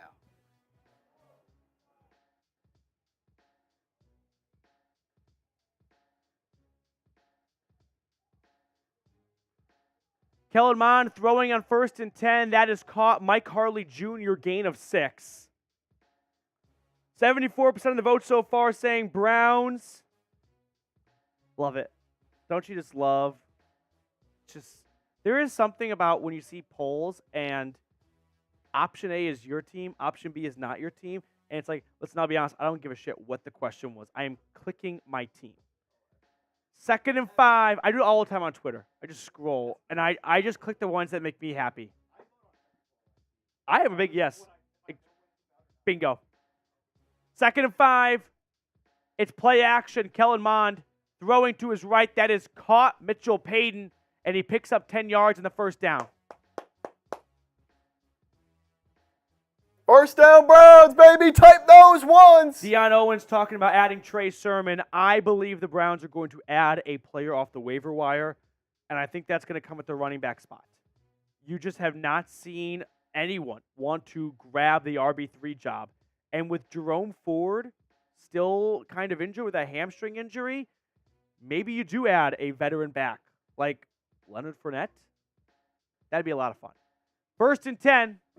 Under center from the 40. Mond, play action. Good blocking. Throwing. Caught, I think. No, I think out of bounds. It was caught by Harley Jr., but not in bounds. 2nd down. Look at beautiful Andy Reid. As a Eagles fan, Chipper, if you could go back in time, would you keep Andy Reid? It's tough to say, hindsight, obviously, but I think they let him go. Name. See you next time, buddy. When the team was just kind of moving in a different direction. So Yeah. would I love to have him? Yeah, Eagles got a Super Bowl and a great coach now, so win-win at the end of the day. But I love Big Red. Love him. 2nd and 10, shotgun snap. Kellen Mond facing an all-out blitz, and he goes down. Down he goes, a big loss. About 15 or more yards.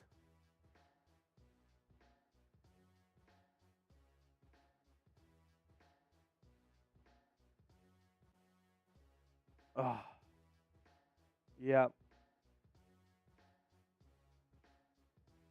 And the backup O-line just continues to get worked. Absolutely worked. Andrew Berry, by the way, talked about Cade York and said we have a lot of confidence in him. I just don't think you say that and then turn around and add another kicker the next day. Yeah, that actions speak louder than words there, buddy. 3rd and 24. Mond checks it down. That's caught John Kelly, and he gets about 10 yards or so. If you say we have a lot of confidence in him, are you going to go out and add a kicker during the roster cutdown days? I don't think so. I think Cade York's here for the start of the season. And sure, you're not married to him. If he misses some kicks in the first week of the season, you go out and you finally give up. But I think the Browns at least want to see this through.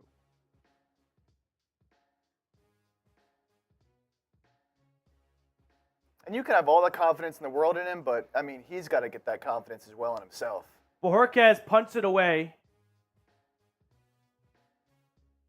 And it is caught at the 16, and the tackle is made at the 24. So Kansas City comes on. I feel like this is just the Chad Henne game all over again. Backup quarterback for the Chiefs, leading a comeback against the Browns. Can't have it.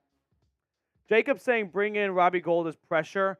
Listen, Robbie Gould is not down to be a part of one of your chess pieces. Robbie Gould is enjoying retirement. He tweets all the time about golfing in the Chicagoland area where he lives. He's not coming to Cleveland to be in a competition. You call Robbie Gould and say, hey, would you want to come out to Cleveland? He goes, sure, I want guaranteed money so that you don't just cut me and I waste 3 weeks of my time. And I'm not interested in a competition. I'm 40. Like, if you're getting another kicker, there's no competition. That's your new kicker. If I'm 40 years old and a kicker, I'm on the same page as him. Give me a starting job. Give me my money. I want a $1 million contract guaranteed. Yeah. It's like kind of like, Or I'm done. like I'm on the beach. for $1 million.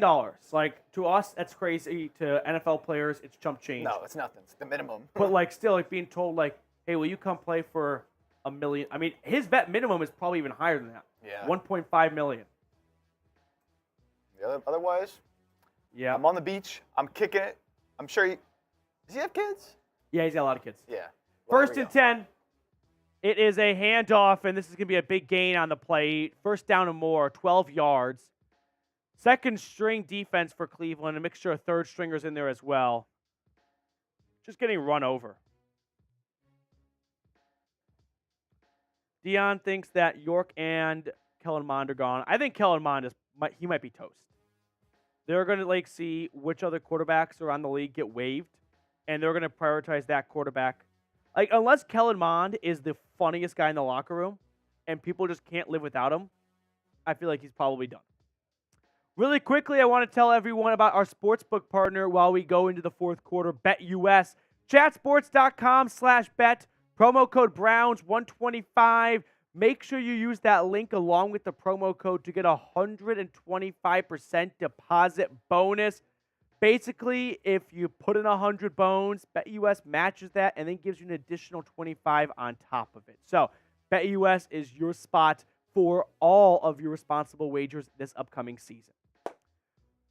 Let's talk about where we are right now, subscriber-wise, as we are closing in on the next milestone with over 500 people watching right now. What happened? It might have happened. It happens in watch parties. Yeah. William, too late for competition. We are in now or never land. I don't disagree with that all that much, honestly. Who's worse, Kellen Mond or Cade York? I would say Cade York has probably been worse in the preseason, but you're arguing what smells worse, like poop or vomit. They're both bad options. But again, we are talking about the practice squad quarterback, ladies and gentlemen. Like, it's just not that deep. Hey, I want to reach 22,000 subscribers, though. Help me reach that goal, please. 347 subs to go. If you have not joined the channel, consider going ahead and doing so. It's completely free. Also, we're 60 likes away while we're talking about metrics from 400 likes. If we get to 400 likes, I've got a scalding hot take for the 2023 NFL season. I am dying to share. But we need to get it there. We need to get to 400 likes, 60 likes to go. So like the video if you have not already. Get us there. I want to hear it. I want to hear it. Dennis asking, why is Kansas's third stringers better than ours? That's a fair point, and I think it probably comes down to one team is coached by Andy Reid. One team is coached by Kevin Stefanski. It's not a knock on Stefanski, but just better coaching, you get better backups.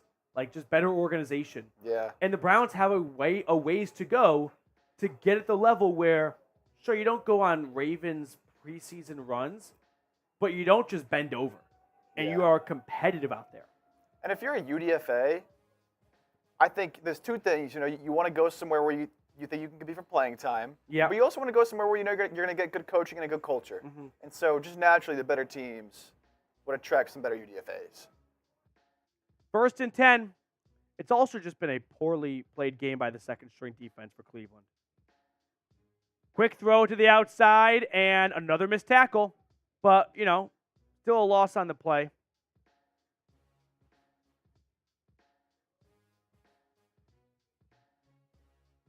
Yeah, now they're interviewing Trent McDuffie.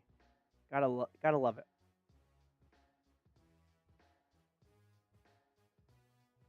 Can't blow this. I want a Cade York walk-off winner. The beauty is there's no ties. Like, there are ties, but not in a one-point game. So we should be free from a tie. Second and 10, shotgun snap. Rolling to the right. Now looking. Plenty of time. Now throwing it out of bounds. And that brings up third and long. Hey, a $5 super chat comes in. Let's go. $5 super chat from Braden. Keep up the hard work. Excited for the season. Definitely need a better RB2/3. I kind of wonder if Andrew Berry goes, you know what? We gave what we thought would be Jerome Ford the whole month of August. Unfortunately, we didn't see him due to a hamstring injury. John Kelly and Dimitri Felton and Jordan Wilkins, ample opportunities. None of them took the job. So now let's go get someone who can do the job. Like a veteran free agent. You know what I mean? Like, I don't know, Kareem Hunt? I don't think so. I don't. But it could be a conversation. How about that? 3rd and 10. Kansas City quarterback is running for his life, and now he wants to throw, and it is caught, first down. This guy might be the next Patrick Mahomes. Braden, thanks so much for the super chat. Cheers to you, dude. Go Browns. Who is this guy? This South Dakota State quarterback. I guess we just don't know ball because we don't know who this guy is. We're going to have to reassess how much we really know ball. Yeah. The other weird thing about preseason football is that it's just so hot, and you just don't think of hot with football. No. That's kind of a weird thing in my brain. 1st and 10 across midfield after the big gain on 3rd down. A run to the left that goes for just a few yards.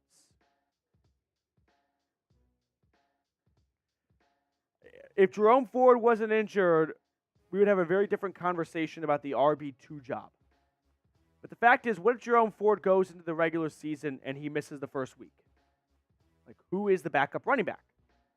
Do you see anyone on the field today that looked like a guy who could fill in at backup? I didn't. And Jerome Ford himself is very inexperienced.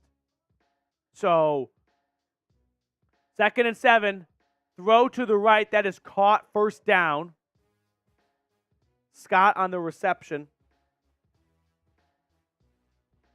I like John Kelly, but he unfortunately has gotten a lot of touches this preseason and hasn't really made the most of them, I feel like.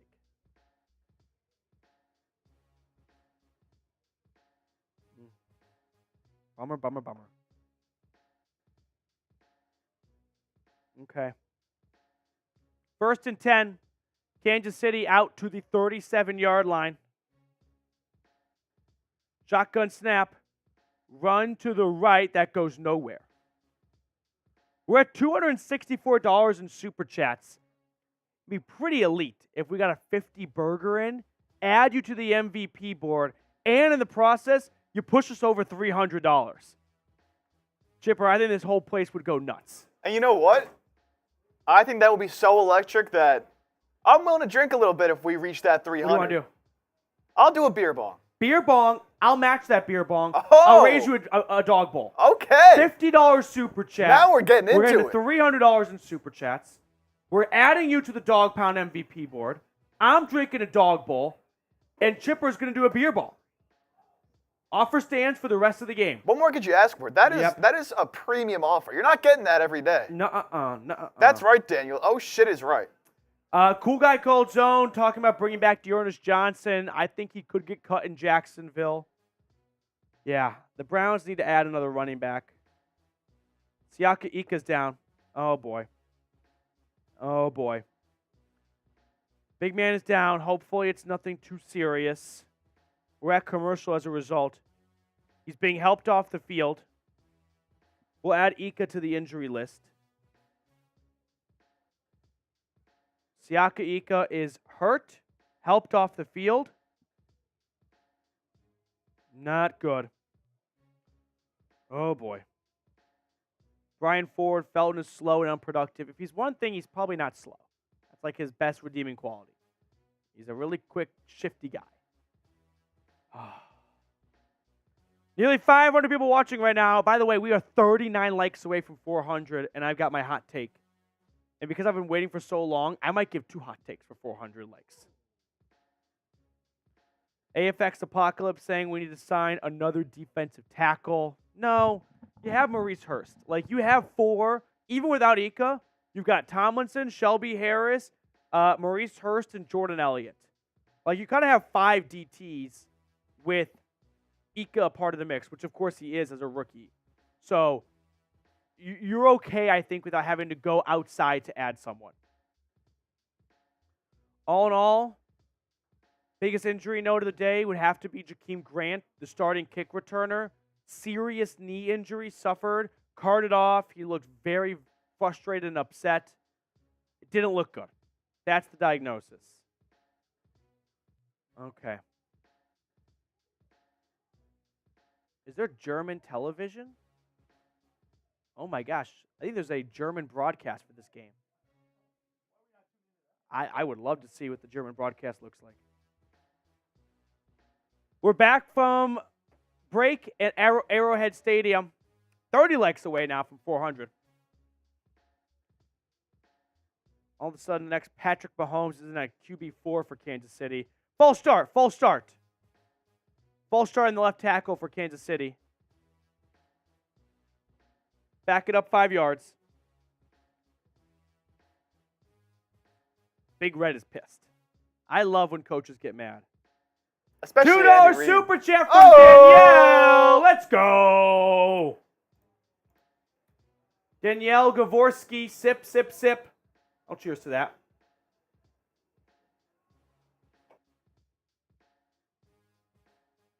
Aaron's in Germany. 2nd and 15. Shotgun snap. Free pass rush. Down he goes. Let's go. Love to see it. Love to see it. That's Martin. Not Jacob Martin. He's on the Texans. Different Martin. Chris Martin? That's Chris Westry. Martin gets the sack. Good for him. Bringing up a huge third down. It's third down. Okay. 13-ish minutes to go in the game. Plenty of time. But you got to get a stop here. Okay. Oh, we're at commercial. Here's why you need to stop, though. If the Chiefs get a field goal, you're down 4, you don't get the opportunity for a Cade York walk-off. I need that to stay alive. I need Cade York to have the moment we can go on the field and kick a 49-yarder to win. We need that. We need that. Okay. 30-29. 60% of the live audience right now saying they got the Browns to win. Go vote in our live poll if you have not already. That's not enough. Come Just on. 158 votes? Come on.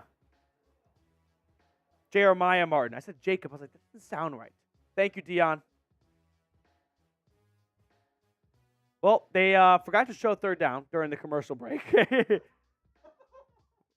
All right, so we missed all third down. We were watching a beef jerky commercial. We're back for 4th and 22, though, as the punt is off. And it is fair caught at the 16-yard line. Okay. So, another break in Kansas City. It'll be 1st and 10 Brownies from the 16-yard line. This gives us a chance just to tell everyone about our sportsbook partner, BetUS. You know the drill by now. Chatsports.com/bet. Promo code Browns125. When you put that in, you get a 125% deposit bonus. So in layman's terms, let's say you deposit $100. Well, they're going to match that hundo, and they're going to give you an additional $25 just because PD said so. So make sure you use our link and the promo code to redeem all those awesome awards. 1-point game, 4th quarter, 10 minutes to go. Who do you have? Browns or Chiefs? Spam CLE. 530 people watching right now. We're at commercial break. Let's just raise morale a little bit here. Let's just see a sea of CLEs in the chat. Let's see it. And then we're going to get ourselves ready for a Cade York redemption walk-off field goal. Oh, I'm so excited to see it. It's going to happen. I need it. I need it. The more CLEs we see, the better chance we have of a Cade York walk-off. Greasy Flights, Cool Guy, Thomas Foster, Joshua Durst, Vanilla Sad, Rick Manning, Adam Bonnell, Don Kennedy, Jordan, Ty Man, Mr. Kicks, Daniel. Yes, it will, Daniel. Let's go. CLEs. Kimberly Hurst backing up number 3. 1-point game. The Browns have it at their own 16. The issue with this idea that we're proposing, which is the Browns win, I don't know if Kellen Mond can get them into field goal range. He has not moved the ball downfield much at all. Put DTR back in. Please. Forget it. Have Kellen Mond get you to the 40, and then DTR does the next like 20 yards. I mean, Kellen Mond's useless once he gets to the 40 anyway. Yeah, so this is true. Might as well, huh? This is true. Can Felton throw? 1 point game. The Browns at one point were leading 22-3, and then some second half tomfoolery has slingshotted Kansas City in front. I wonder how, like, the NFL, they are, like, losing out on a ton of money because no one goes to these preseason games. I wonder if they ever think of a way to remedy that. It can't be to play more starters at risk of injury. And, I mean, ticket prices are already definitely pretty low. They're already pretty cheap. But it's, like, jarring. It's a 1 point game in the fourth quarter, and it looks like UCLA Stadium at kickoff. Yeah, it is empty. 1st and 10. Kellen Mond, handoff to the right, and a gain of about 4 to 5 on the play. First time we have seen Hassan Hall, UDFA out of Georgia Tech, touch the ball.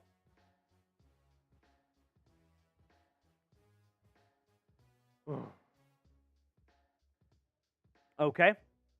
9 minutes and change. The offer still stands. $50 super chat, dog bowl, beer bong, over 300, and your name gets added to the MVP board. 2nd and 6. In shotgun, the snap, Kellen Mond looking, stepping up and throwing. That is caught over the middle. First down, Cleveland.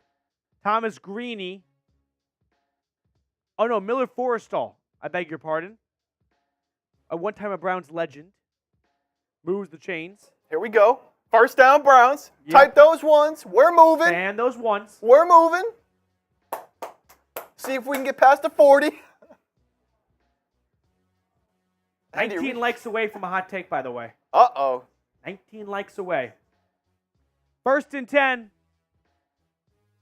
Kellen Mond in shotgun. Takes the snap. He's looking. He's throwing. It's tipped. It's incomplete. Phil Savage will be getting Cade York range. I sure hope so. We desperately need to actually stress test Cade York. Fill my veins with a Cade York field goal. He has not attempted one field goal today, and that he can't control that.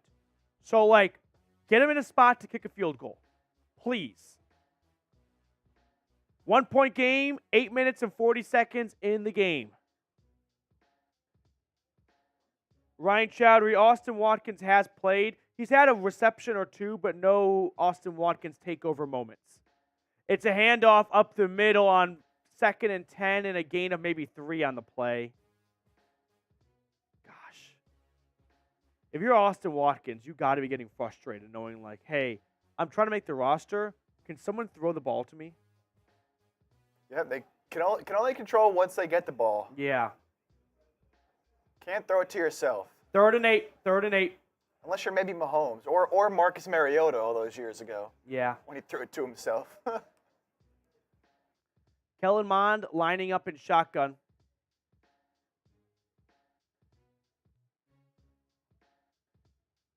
Third down. Here's, I don't want to say the game, but it kind of feels like the game.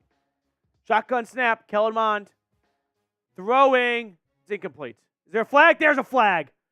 I was thinking when I said earlier that Kellen Mond can't get him into field goal range. The best chance is throw it deep 3 times and hope you get a spot foul, defensive pass interference. Because they got a call there, and that's going to move the ball. That's going to move the chains, baby. There we go, refs. Here we go. Pass interference, defense, 15-yard penalty, automatic first down. We need a Cade York field goal. I am begging for one. First down, Browns. Type those ones. The ball, we're about 20 yards from Cade York range. Ball will move out to the 45-yard line, maybe even 15 yards. 40, okay, let's not get ahead of ourselves, Matthew. 45-yard line, Cleveland at midfield. Under center, Cade York takes the snap. Cade York. Kellen Mond. Handoff Hassan Hall, dropped for a loss on the play. Loss of 4 for Hassan Hall.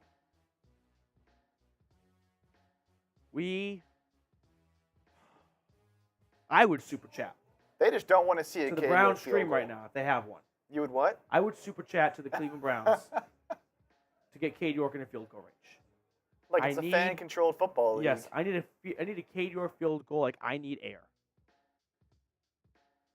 Instead, it's a 4-yard loss. How do you lose 4 yards on a run play? Like, I know how you do it, but you can't do it. Second and long, shotgun snap. Kellen Mond throws caught. Is that Mike Harley? I think so. And incomplete. Incomplete. Okay. Third down. Third and long. You need another there's literally only one way this ball gets across the first down marker. Defensive pass interference. That is the saving grace for this offense now. You need a DPI here.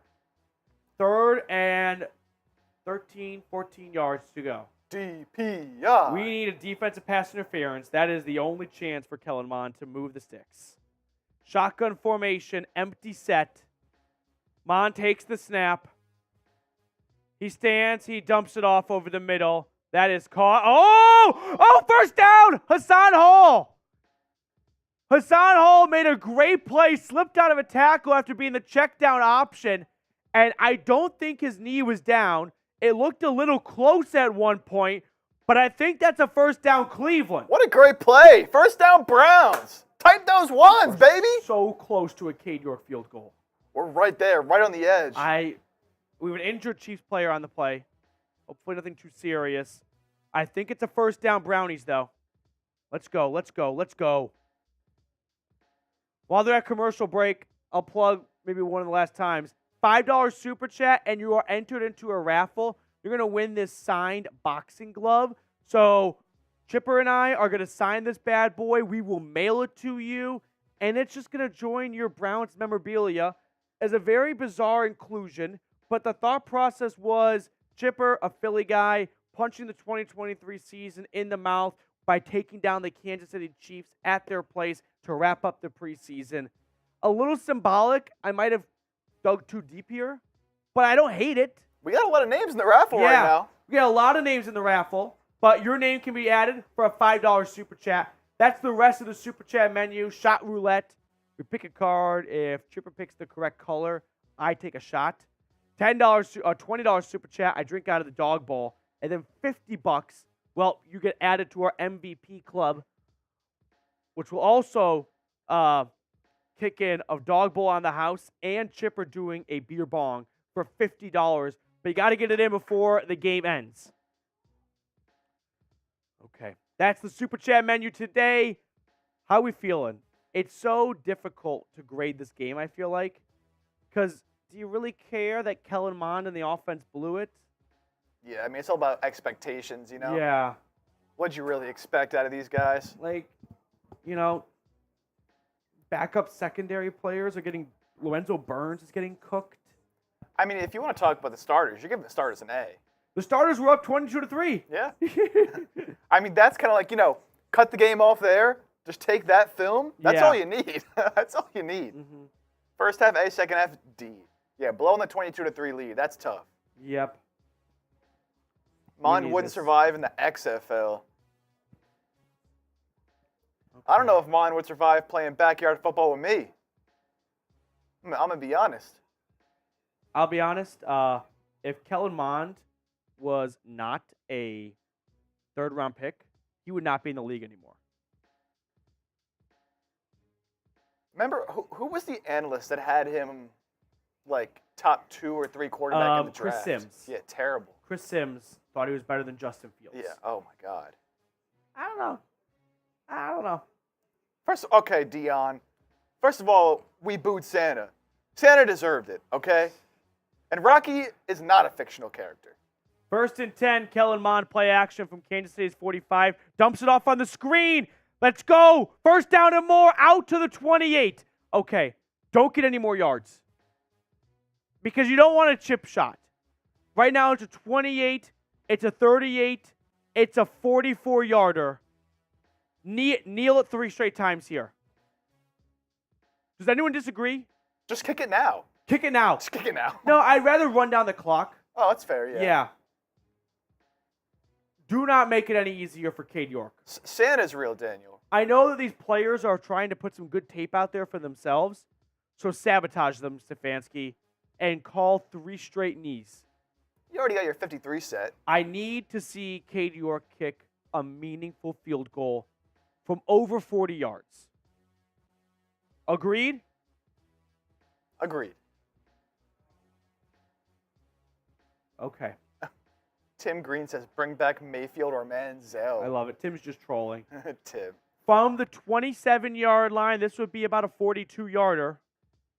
Under center, they're going to run it 3 straight times now. Kellen Mond takes the snap. Let's play action. What do I know? Dumping it off to the flat. That's caught. Gain of 2 to Miller Forrestall. Okay. Now we're at about a 40-yard field goal-ish. 2nd down at 8.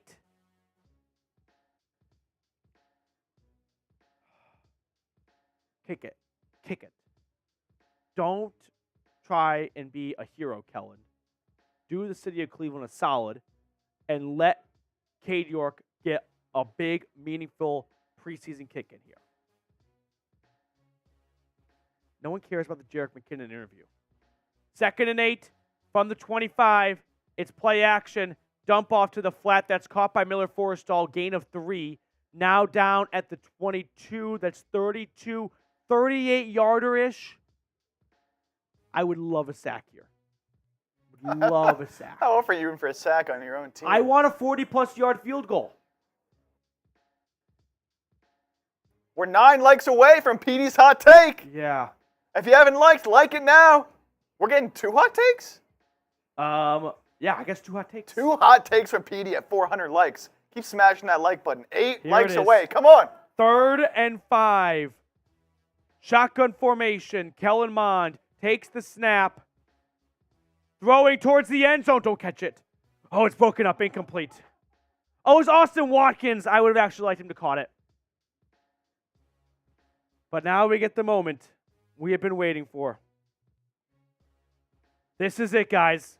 This is it. A Cade York pressured kick. 4th quarter to take the lead with 4 minutes and 23 seconds on the clock. Okay. Okay, this is it. Here we go. If they go Come for on, it, Cade. Oh, I will God. quit my job. God is my witness. Show the kick. Show the kick, NFL Network. 40-yard field goal. The kick is up. He made it! He made it! Let's go! Cade York! Yes! Cade is so back. He is so back, baby. Yes! Cade York. Bingo. Spam Cade in the chat. Cade York puts it through from 40 yards. It's a miracle. Move over, 1980. New movies being made. Cade York, the preseason redemption tour. Let's go, Cade. Now let's break down that kick analytically. The ball looked good. Yeah. It wasn't wobbly. It was end over end. Again, if the middle of between the 2 goalposts is the 50, I would say it went in at the 40. Would you agree, Chipper? Yeah, again, sort of on the Leaning on the towards mid. one side. Yeah, leaning towards the left upright. But it didn't sneak through. No, plenty of space there. Yep. So There we back. go, Cade. So back. Were we ever gone? Yeah, we were definitely gone. Cade made it, baby. I can't believe it. That's the highlight of the game right there. Now, here's dream scenario here. Chiefs go down. They kick a field goal. Browns go down and kick a field goal. See another one. We still need the game winner. We saw one, but now we need the game winner. Yep. A 40-yarder. He made it. Cade York's going to kick it off to restart the game. Super chat coming in from Danielle Gavorski. We're 2 minutes away from the $5 raffle for the boxing glove. Danielle, I feel like you're spending a bunch of $2 in. Send 1 $5 in, you get to be included into the raffle. Fat lady singing LOL. Cade York redemption. That's right, Danielle. That's right. Cade York is. Here's the deal. Cade York is going to be this team's kicker week 1. Like it or not, that's what's happening here. So we can either rally around him, or we can all, and I'm included in this conversation, just blow down his confidence just so we can say we were right, he was never good. 1st and 10. Shotgun snap. The next Patrick Mahomes throws it over the middle. That's caught 5 yards. This guy has some nerve, you know that, coming out here. If he leads a game when I don't want to see a touchdown from the Chiefs. That is ultimate disaster case. Why don't you Tom play is like saying, a you guys four-stringer? ready to get a Cade York jersey? That's what Joshua Miller's for. Last year, some of the newer folks around here won't know this, but for the Panthers game, Cade York, 58-yarder to win. Me and this guy in the chat, Joshua Miller, were so pumped about it, he literally ordered a Cade York jersey that day. Fortunately, that jersey is not aging too well. I feel partially responsible. Okay, here we go. 600. Oh, we hit 400 likes too. Let's go. We get the hot takes. You ready? Spicy. You ready? Hot take. NFC West winner is the 49ers with 9 wins. Big 9? Whole division sucks. Cardinals suck. Rams blow it up. And the Seahawks regress and miss the playoffs. The Seahawks are going to be mid. Yes. And the 49ers battle injuries. They have bad depth. And they eke out a division title with a 9-win season. Baby Mahomes throws it down the field, incomplete, but Biggers is flagged on the play. Ray Bidding. That's the funniest thing. We are on our boss's Amazon, I guess, and it's connected to their, doorbell. And anytime someone's gone up to my boss's door, a little camera pops up in the top right portion of the screen. And we get to see their beautiful American flag front yard. All right, defense needs to stop here. Although maybe Cool give guys. up a few more for a field I don't know goal. if Cool Guy is trolling me. You're burning my clothes from that take. I think it's a pretty hot take. Niners win 9 games and win the division. 1st and 10. Mini Mahomes throws it. That is caught, first down. Pickup of 20. This is kind of what I just asked for. Now make a stop and force a field goal, and then Cade York redemption the other way. Bad tackling. That's got to be a tackle right there. Bad tackling. Jim Schwartz is going to be pissed watching film. The good news for all these guys is they won't have to watch the film with the coaches because this is the cutdown day next, which is not nice news, but at least they don't have to get chewed out. 1st and 10, a run, and Prince picks up about 3 yards on the play. Browns should start considering using some timeouts here. Oh, no. Make him run a play before the 2-minute warning. Good idea. Last chance, $5 Super Chat entered into a raffle to win the signed boxing glove by producer Chipper and myself. Kansas City has to snap the ball before the 2-minute warning, so Browns don't have to use a timeout. Cleveland showing a lot of pressure. They're at the 20-yard line right now. Now the Browns audible and back out of it. The snap. Mini Mahomes is sacked. Down he goes. Mini Mahomes is taken down. Let's go. 2-minute warning. Suck it, Mini Mahomes. Let's go. Nice play. Lining up perfectly. Is that Lonnie Phillips that got the sack? I didn't get to see. Okay, so now this is the script we wrote. Chiefs field goal, take the lead, Cade York field goal the other way.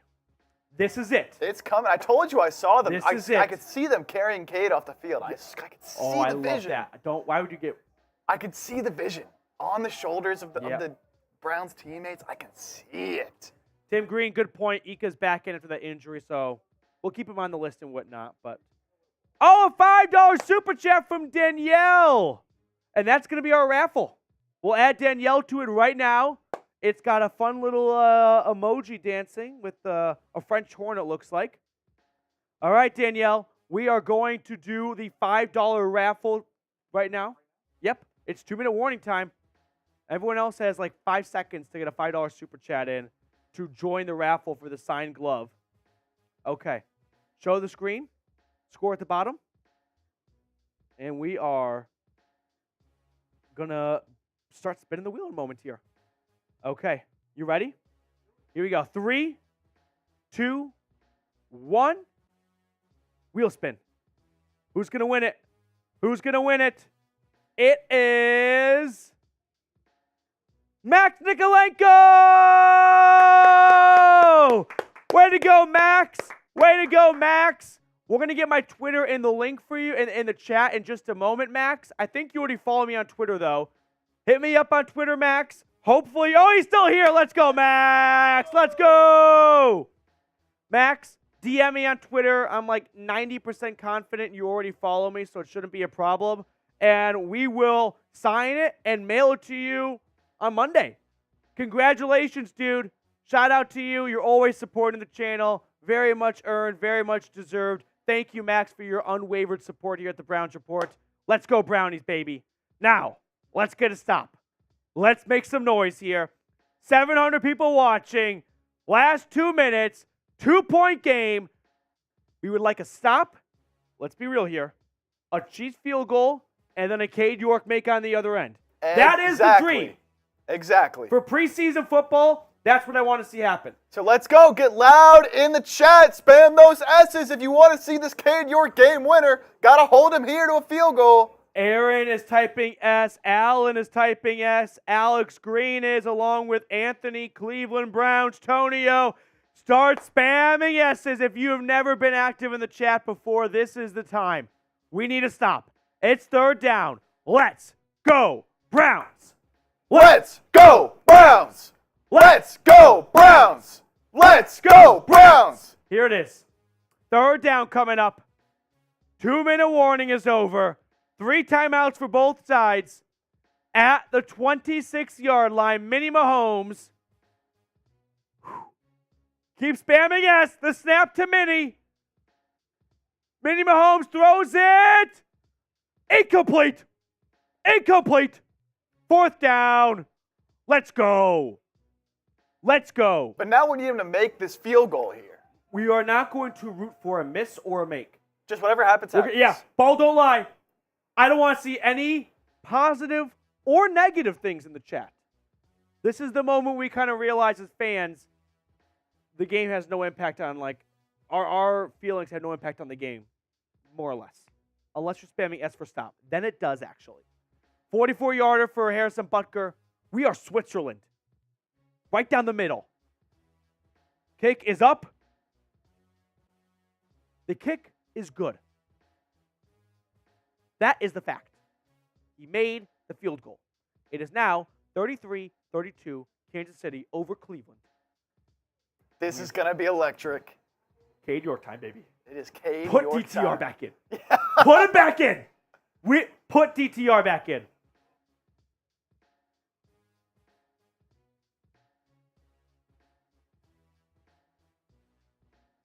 Come on. Put Dorian Thompson-Robinson back in. Over 700 people watching right now. Let's go, Brownies. Let's go. Put DTR back in and get Cade York.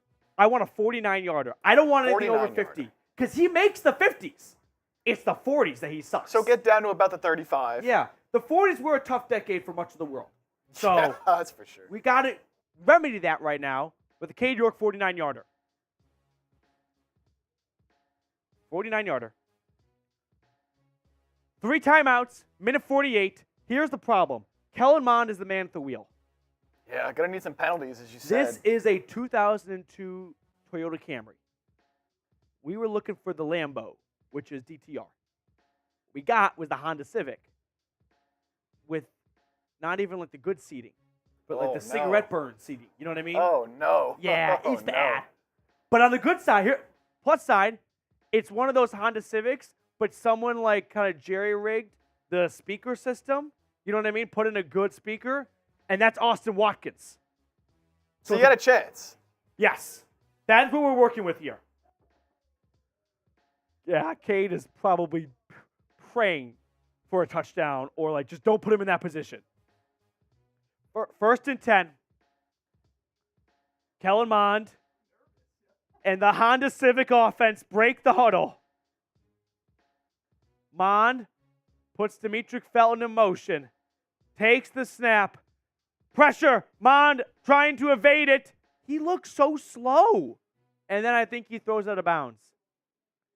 Why does he run like he has a pole up his ass? A flag down. Flag, Okay, this drive has to be sponsored by the officials. Defense, yes! 5-yard penalty. This offense is not going down the field without at least one pass interference on the defense. That is the only way they are going to pick up chunk yardage. Got to take that shot, though, to get it done. Okay, so the ball now moves out to the 30-yard line. That's a hold. How dare you? How dare you? Give him Cedric Tillman to work with.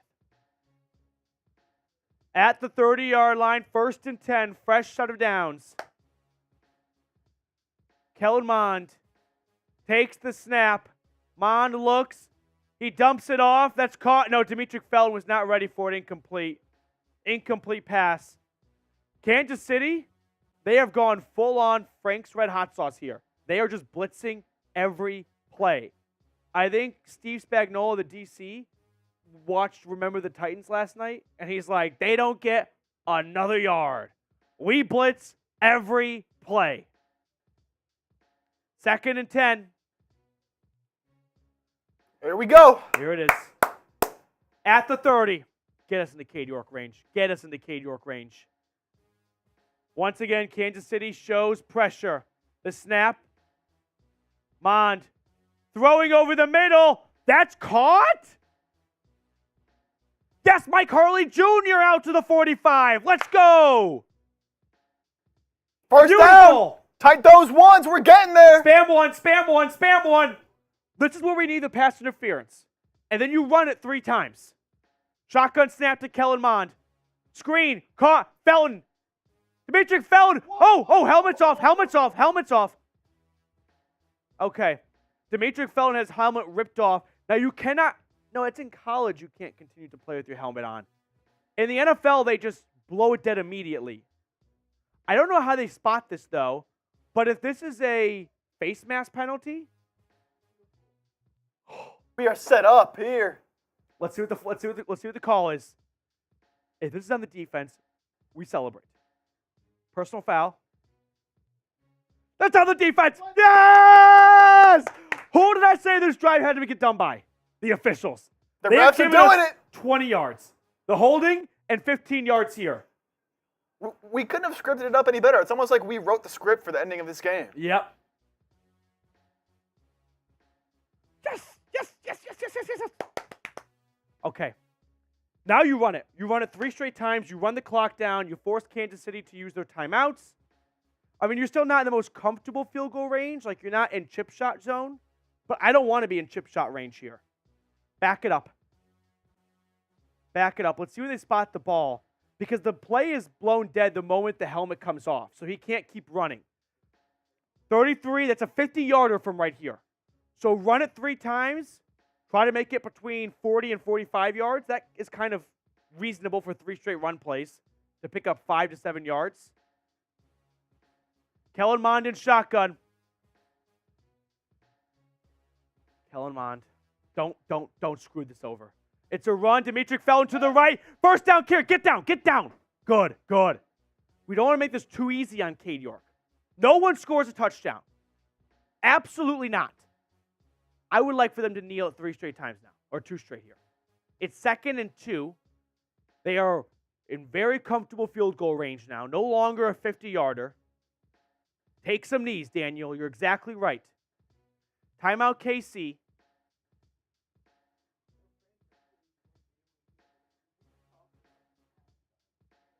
We need this. Yes, absolutely. I don't care how the third-string DBs play. I care how Cade York looks. 2nd down and 2 coming out of the commercial break. My favorite guy, best job in the world is the guy who wears big orange oven mitts, and all he does is go on the field during commercial breaks to signal you can't start playing. What do you go to college for to get that job? It's an incredible job. 2nd and 2, Kellen Mond in shotgun from the 25. It's a pass. Mond, throw it down. Good boy, good boy. I do not want him trying to be a hero and throw an interception. Let's go. Here we go. Nearly 1,000 people watching. Subscribe for a Cade York field goal. I don't know if it'll go in or not, but let's make it happen. Let's go, Brownies. Come on. 3rd and 2. 3rd and 2. Don't pick up the first down. Actually, maybe get 3 yards so that Kansas City can't get the ball back. Yes. 3 yards. I don't even want 4 yards, though. Yes. Shotgun snap. Mond throws. That's dropped. That's dropped by Greeny. Do not go for it. Okay, here it is. This is it. Sub for Cade. Sub for Cade. This is what the entire season comes down to. Cade York, clutchness in the preseason. 4th and 2. It'll be about a 45-yard field goal. This is it. 43. 43. Okay, Cade. This is it. From the right hash. Oh, no. Cade York's kick is up. It's no good. It's no good. It's no good. It's no good. It might have been tipped. It wasn't like blocked, like it didn't get, past the line of scrimmage. He missed it. Was it tipped? It might have been tipped.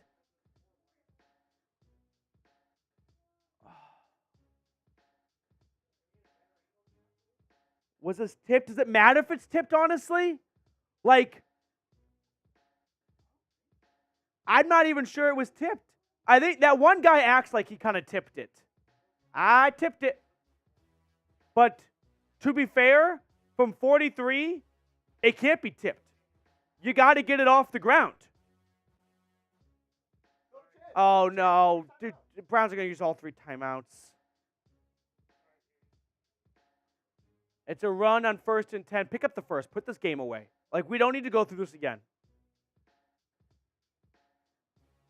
Tim, this is what I was talking about. You did correctly call Cade York missing from 42, but no one cares that you're right now because it stings and it hurts. You're the bad guy now. You're the bad guy now. You brought that into the air. You brought that upon the Browns. So that's on you, Tim. Oh, and the Browns aren't even calling timeouts. They're just going to let it run out here. 2nd and 5. Good on Cleveland. So, that's the ball game. We'll start getting ready for our post-game show. Chipper will get all the stats together. So, a couple thoughts, a couple takeaways kind of right off the bat. As the Browns fall 1 point short in Kansas City to wrap up the preseason. 33-32. I'm not too, bummed about the loss because the loss came from Kellen Mond and the third-string defense. That's not what's kind of bumming me out right now. It's more so Cade York had an opportunity to be the hero, and from 43, he can't make it. What more opportunities do you need to give him? I'm talking to Andrew Berry right now. And the sad thing is, there's not going to be a change. So we can all bang the table all we want. We can get on our soapboxes, and we can just preach to no one. Because Andrew Berry's not moving out from Cade York after the preseason. He said it at halftime. They are confident in Cade York. That's just the way it's going to be. The Browns, unfortunately, are going to have to learn their lesson the hard way. And that will be getting burned in the regular season off a missed field goal. That seems to be the only thing that will make Andrew Berry and the Browns react to what has been a very bad preseason. We know the numbers. They're not pretty. Misses within 50. We're in the NFL. You have to be money. You just have to be. You can't miss within 50 yards. So, yeah, for everyone saying, can we get another kicker? Listen, you're not wrong. But the sad reality is nothing's changing. So I'm not disagreeing with you. What I'm saying is we can talk all we want about another kicker. Cade York will be this team's kicker week 1. I believe that because that is what we have seen through the rumblings from Berea, but more than just rumblings, like from the words being spoken at press conferences. Stefanski and Andrew Berry both expressing a lot of confidence in Cade York. I don't know what more they have to see.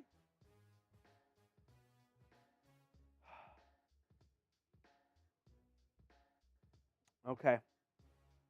Cade York once again missing a game-winning field goal. When did he do it last time? Oh, the Eagles game. Yeah. It's like, how many times has he done this? We're going to do a post-game show. We're going to have some winners and losers. If you have any takes you want to be on the post-game show, you're welcome to super chat them. Kind of treat that like call-in line for Sports Talk Radio. And we'll include those super chats in our post-game cut, which will go out for everyone to see. So if you've got some take or opinion you want to share, by all means, feel free to super chat that in, and we'll throw that on screen. In the meantime, let's kind of talk about this game from start to finish, rewinding in time. Deshaun Watson and the offense looked good, looked promising. I don't know they looked superb. You had 2 fumbles. Unfortunately, both of them kind of coming on Jordan Wilkins. A bad throw once from Watson, that low ball to Elijah Moore. But outside of that, he looked really good. He looked accurate. He had some nice long passes to Amari Cooper and Donovan Peoples-Jones. The defense looks good. The defense looks legit. It looked legit in the Eagles game against Mariota. It looked legit. Was it the Eagles game? Or maybe the Commanders game. Regardless, it's looked legit across the board. It was great today against Shane Buechele and the the Chiefs' second-team offense. All in all, you know who's got the worst job in America right now? Corey Bojorquez. He's got to be the first one to console Cade York after every single missed kick. And he's got to look him in the eyes and try and say something like, dude, don't worry, just, move on. And he's probably thinking, this mother effer is going to cost us a Super Bowl this year. Just put TBD. Unreal. But hey, we are now 15 days away from Browns-Bengals week 1. 2 weeks from tomorrow is week 1 of the NFL regular season. And now all eyes are on that. Let's kind of focus up here for a second because we have spent the last month talking about storylines like, is Ronnie Hickman and Austin Watkins going to make the roster? Does David Bell make the roster? We're now at the point where we go, does it really matter? Like, for their sakes, yes.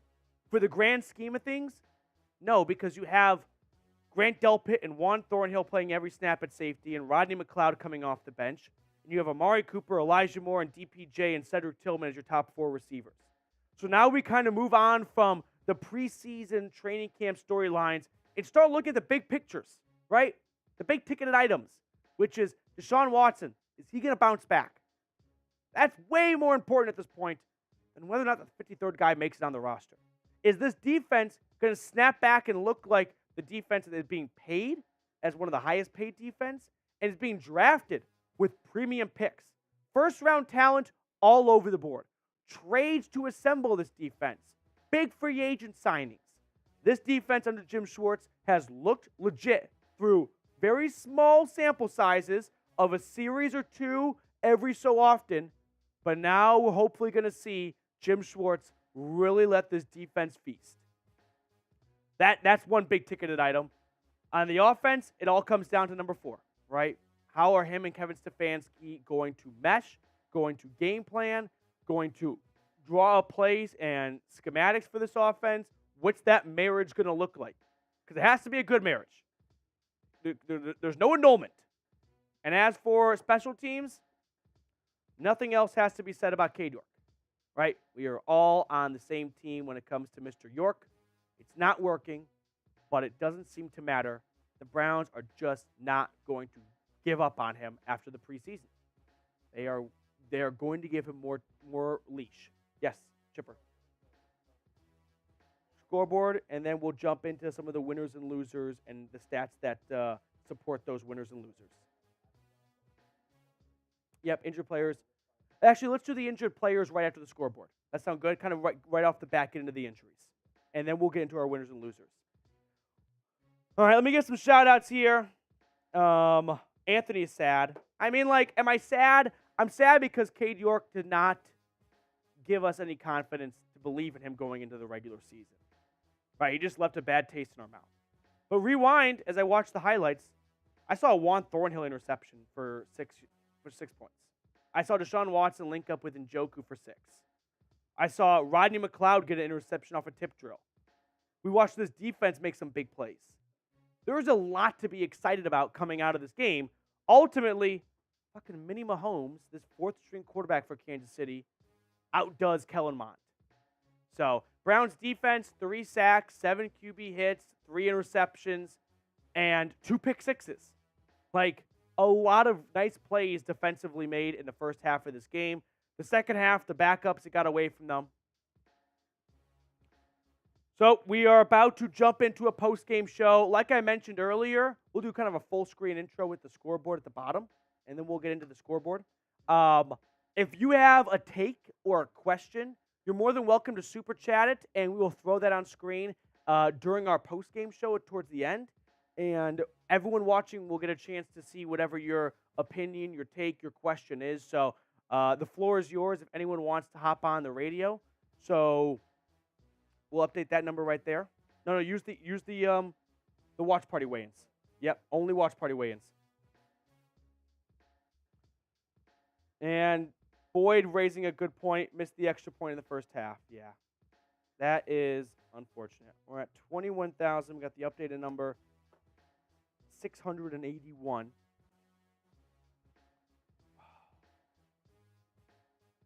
Mond was not good.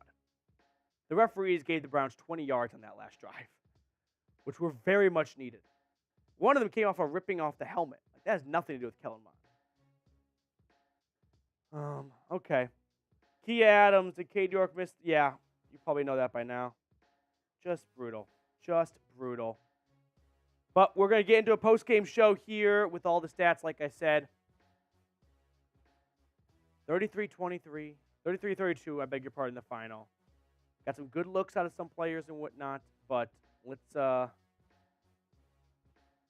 okay, that's okay. Yep, we look good. We look good, feel good, play good. All right, here we go. We're going to look at the scoreboard, then we're going to jump into the injury notes, and then we're going to rattle through the winners and losers, and you just toss in all, some of the questions. We know what question we're definitely asking. Should Cade York be the kicker? Yeah. Yep, that's good. Yep. Okay. Space out the roster bubble lock and the sign a kicker one. That's okay. Just you got this. All right, here we go. Let's break down this loss here. 33-32, the final against the Kansas City Chiefs to wrap up the preseason. Mr. Jake Chipper, hey guys, everyone type Chipper in the chat right now. It's not even a second month of Chat Sports, and he is already running the show on a live post-game show. Here we go. Let's break down this loss.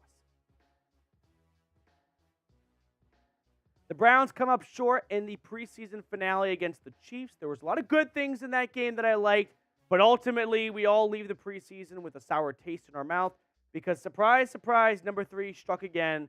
Cade York missed a 43-yard field goal, an opportunity to really silence all the questions or at least put a muzzle on them. But now we go into the regular season with a lot of fear that if the Browns need a clutch kick, well, we've seen it before in the preseason. We're going to break down this game with some winners, some losers, some injury news and notes, but the final 33-32, and I kind of want to start by going to the beginning of the game and then working our way backwards because sure, it's a bummer that the Browns blew a 22-3 lead, but the good news is Kellen Mond's not going to play in the second half of the regular season. So you don't have to be too stressed about the Browns blowing leads because the first-string offense and defense would have played the whole game here today. Not saying they aren't capable of doing it in the regular season, but there is that level of, well, it was the backups who blew the game. The good news is the backups aren't going to play, fingers crossed, much at all in the regular season. Now, before we get to the injury news and the winners and losers, if you are coming across our channel for the first time, really quickly, make sure to subscribe because we're closing in on 22,000 subs, and I don't want you to miss out on one of the fastest growing Browns YouTube channels out there. Now, as for the injuries coming out of this game here, I might have missed a player or two, but these are some of the bigger name items. Jakeem Grant got carted off. It sucks after the opening kickoff. Looked like a very serious knee injury. We are recording this right after the game, so if Stefanski provided an update, we'll include that in the pinned comment, but I don't want to speculate, but it didn't look good. That's the short response. Jordan Kunashik suffered a knee injury in the first half. He did not return. Jordan Elliott suffered a hip injury. He might have been able to come back, but the second-string defense was in, so they really didn't need to push it. Tony Fields, he left the game briefly along with Siaki Ika, and they both were able to return. So the big injury news coming out of it is Jakeem Grant, who, of course, tore his Achilles last year in August, and here he is making his return. And on the first time he touches the ball of the preseason, or first play of this game at least, he suffers what appears to be a very serious knee injury. Now, before we get into my winners and losers, I don't think this game provided a lot of clarity for our roster bubble heroes, right? The Austin Watkins and the Ronnie Hickmans of the world. Neither one of those two guys really flashed all that much, but of the bubble players, who do you think made their case today to cement themselves on the 53-man roster? For me, if Anthony Schwartz could have been healthy, it would be an interesting conversation if Jakeem Grant is lost for an extended period of time just because of the speed element, but Schwartz was out of the hammy. I think David Bell is making this roster still. I maintain that stance, but let me know who you think that roster bubble lock is in your eyes. Now let's get into my winners and losers, starting with my first winner. It's Jim Schwartz. I have loved what I've seen out of this Browns defense. Today they had 3 sacks, 3 interceptions, 7 quarterback hits. His defense so far, his defense, meaning the starters and even some of the second stringers, have been flying across the field. They've all been making great plays. We saw a Juan Thornhill pick 6. That was awesome to see. Rodney McLeod got an interception. Caleb Biggers got a pick 6. Every single player, it looks like, was making a play at some point. Jim Schwartz, his defense definitely looks way ahead of where they were back in West Virginia in July. So Jim Schwartz, and really just the entire defense, the starters, the backups, I have a bone to pick with, were great today. Big-time winner. The first loser I've got, I hate to do this to Jordan Wilkins, but unfortunately for him, he had an incredible opportunity, and that was run with the first-team offense and show the Browns, I can be this RB3. I can be this RB2 potentially if Jerome Ford misses time. And what did Jordan Wilkins do? He fumbled it twice, he lost one, and then he got benched for John Kelly. And so if you're Jordan Wilkins, you had a great chance to try and show this coaching staff, I'm the guy. And they kind of thought you were the guy, at least the best of the bunch, best of the rest, because you got to go with the first-team offense with no Nick Chubb and no Jerome Ford, and Wilkins kind of squandered it. So I wonder if we're going to see Cleveland add a running back, right? Whether that's from the waiver wire or whether they go, we've kind of tried this for a month. It hasn't worked.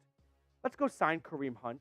Let's go sign Leonard Fournette, right? Let's go sign a proven back because we're done pussyfooting around a little bit and trying to discover if Hassan Hall or John Kelly is ever going to emerge. It didn't happen in 4 preseason games. Third person on my winners and losers list is Deshaun Watson.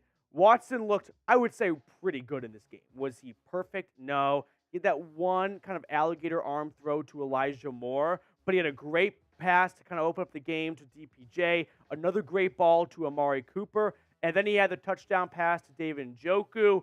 All in all, he played, 3-4 series? They had the punt, they had the a fumble, the 3-and-out, and then 2 touchdowns. So 4 series, 5 for 10, 92 yards, 1 touchdown.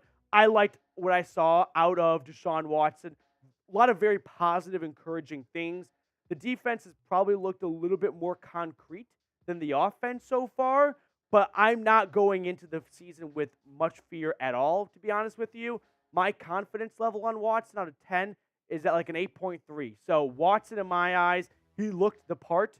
If I told you before the game he goes 5 for 10 for 92 yards and a touchdown, you're probably pretty happy with that. So I was encouraged from what I saw out of Deshaun Watson and the starting offense in this game, which, by the way, with Nick Chubb, they don't fumble on the first series, right? It's a very different dynamic with Joel Bitonio and Nick Chubb out on the field. Second loser, the second string offensive line. It felt like they all were playing rock, paper, scissors in the huddle to see who wanted to get blown off the football and end the play on their back. Whether it was like Luke Whippler or Nick Harris, it was just roulette of who wants to get blown off the ball and have Demetric Felton or John Kelly get tackled in the backfield. I'm not quite sure where this just came from because Callahan is one of the best offensive line coaches in football, but I think this was probably the worst game for the second string offensive line. DTR always felt like he was under duress, was not his best performance, but he did not get a lot of help. So the second string offensive line, hopefully we never have to call their name again, but they were a loser in my eyes coming out of this game. Third and final winner is David Njoku. There's a lot of directions you can go with when it comes to winners and losers coming out of this game, but I want to give some airtime to the Chief because he has quietly been putting together a lot of really good practices in training camp, and I just think that he's flying under the radar a little bit because of all the stars on this offense now with Watson, Chubb, Cooper, and all the eyeballs on Elijah Moore. When quietly Njoku has been open all preseason and training camp long, he has made every catch, and he is poised for, I think, the best season of his NFL career. So Njoku with a great touchdown reception, a beautiful throw from Deshaun Watson. He's a winner in my eyes. But we do end the show with this conversation. And I didn't want to spend the whole show talking about Cade York because what's the point? I say that from the lens of Andrew Berry hopped on the broadcast and said, we have extreme confidence or whatever in Cade York. They're not moving on from Cade York. Whether you agree or disagree, that's the fact. Cade York is going to be this team's week 1 kicker. Now, the Browns might get, bit in the ass by this and learn their lesson the hard way and not try and correct their mistakes from the preseason by getting a new kicker. But ultimately, Andrew Berry does not want to move on from another draft pick last year after already moving on from 2 draft picks before the 2023 season even gets started, right? I don't know if it's a pride thing or what it is, but Andrew Berry continues to stick by Cade York. Kevin Stefanski continues to go into these post-game press conferences and is asked about why why Cade York is still on the team, and oh no. Denzel Ward is in concussion protocol. Just tweeted out 1 minute ago. Oh. Denzel Ward is in concussion protocol. You gotta be kidding me. Gotta be kidding me. Okay. He's got 15 days until week 1. Hopefully he can be ready to go by then. But we'll end the video kind of on that injury news. Denzel Ward is in concussion protocol, so he joins the other players we had listed earlier. We're getting this in real time, but Denzel Ward in concussion protocol. Oh, boy. So to kind of summarize what we talked about today, we have our winners and losers. Cade York is going to be this team's week 1 kicker, and Denzel Ward is in concussion protocol. And that is kind of the big ticketed items coming out of this 33-32 loss.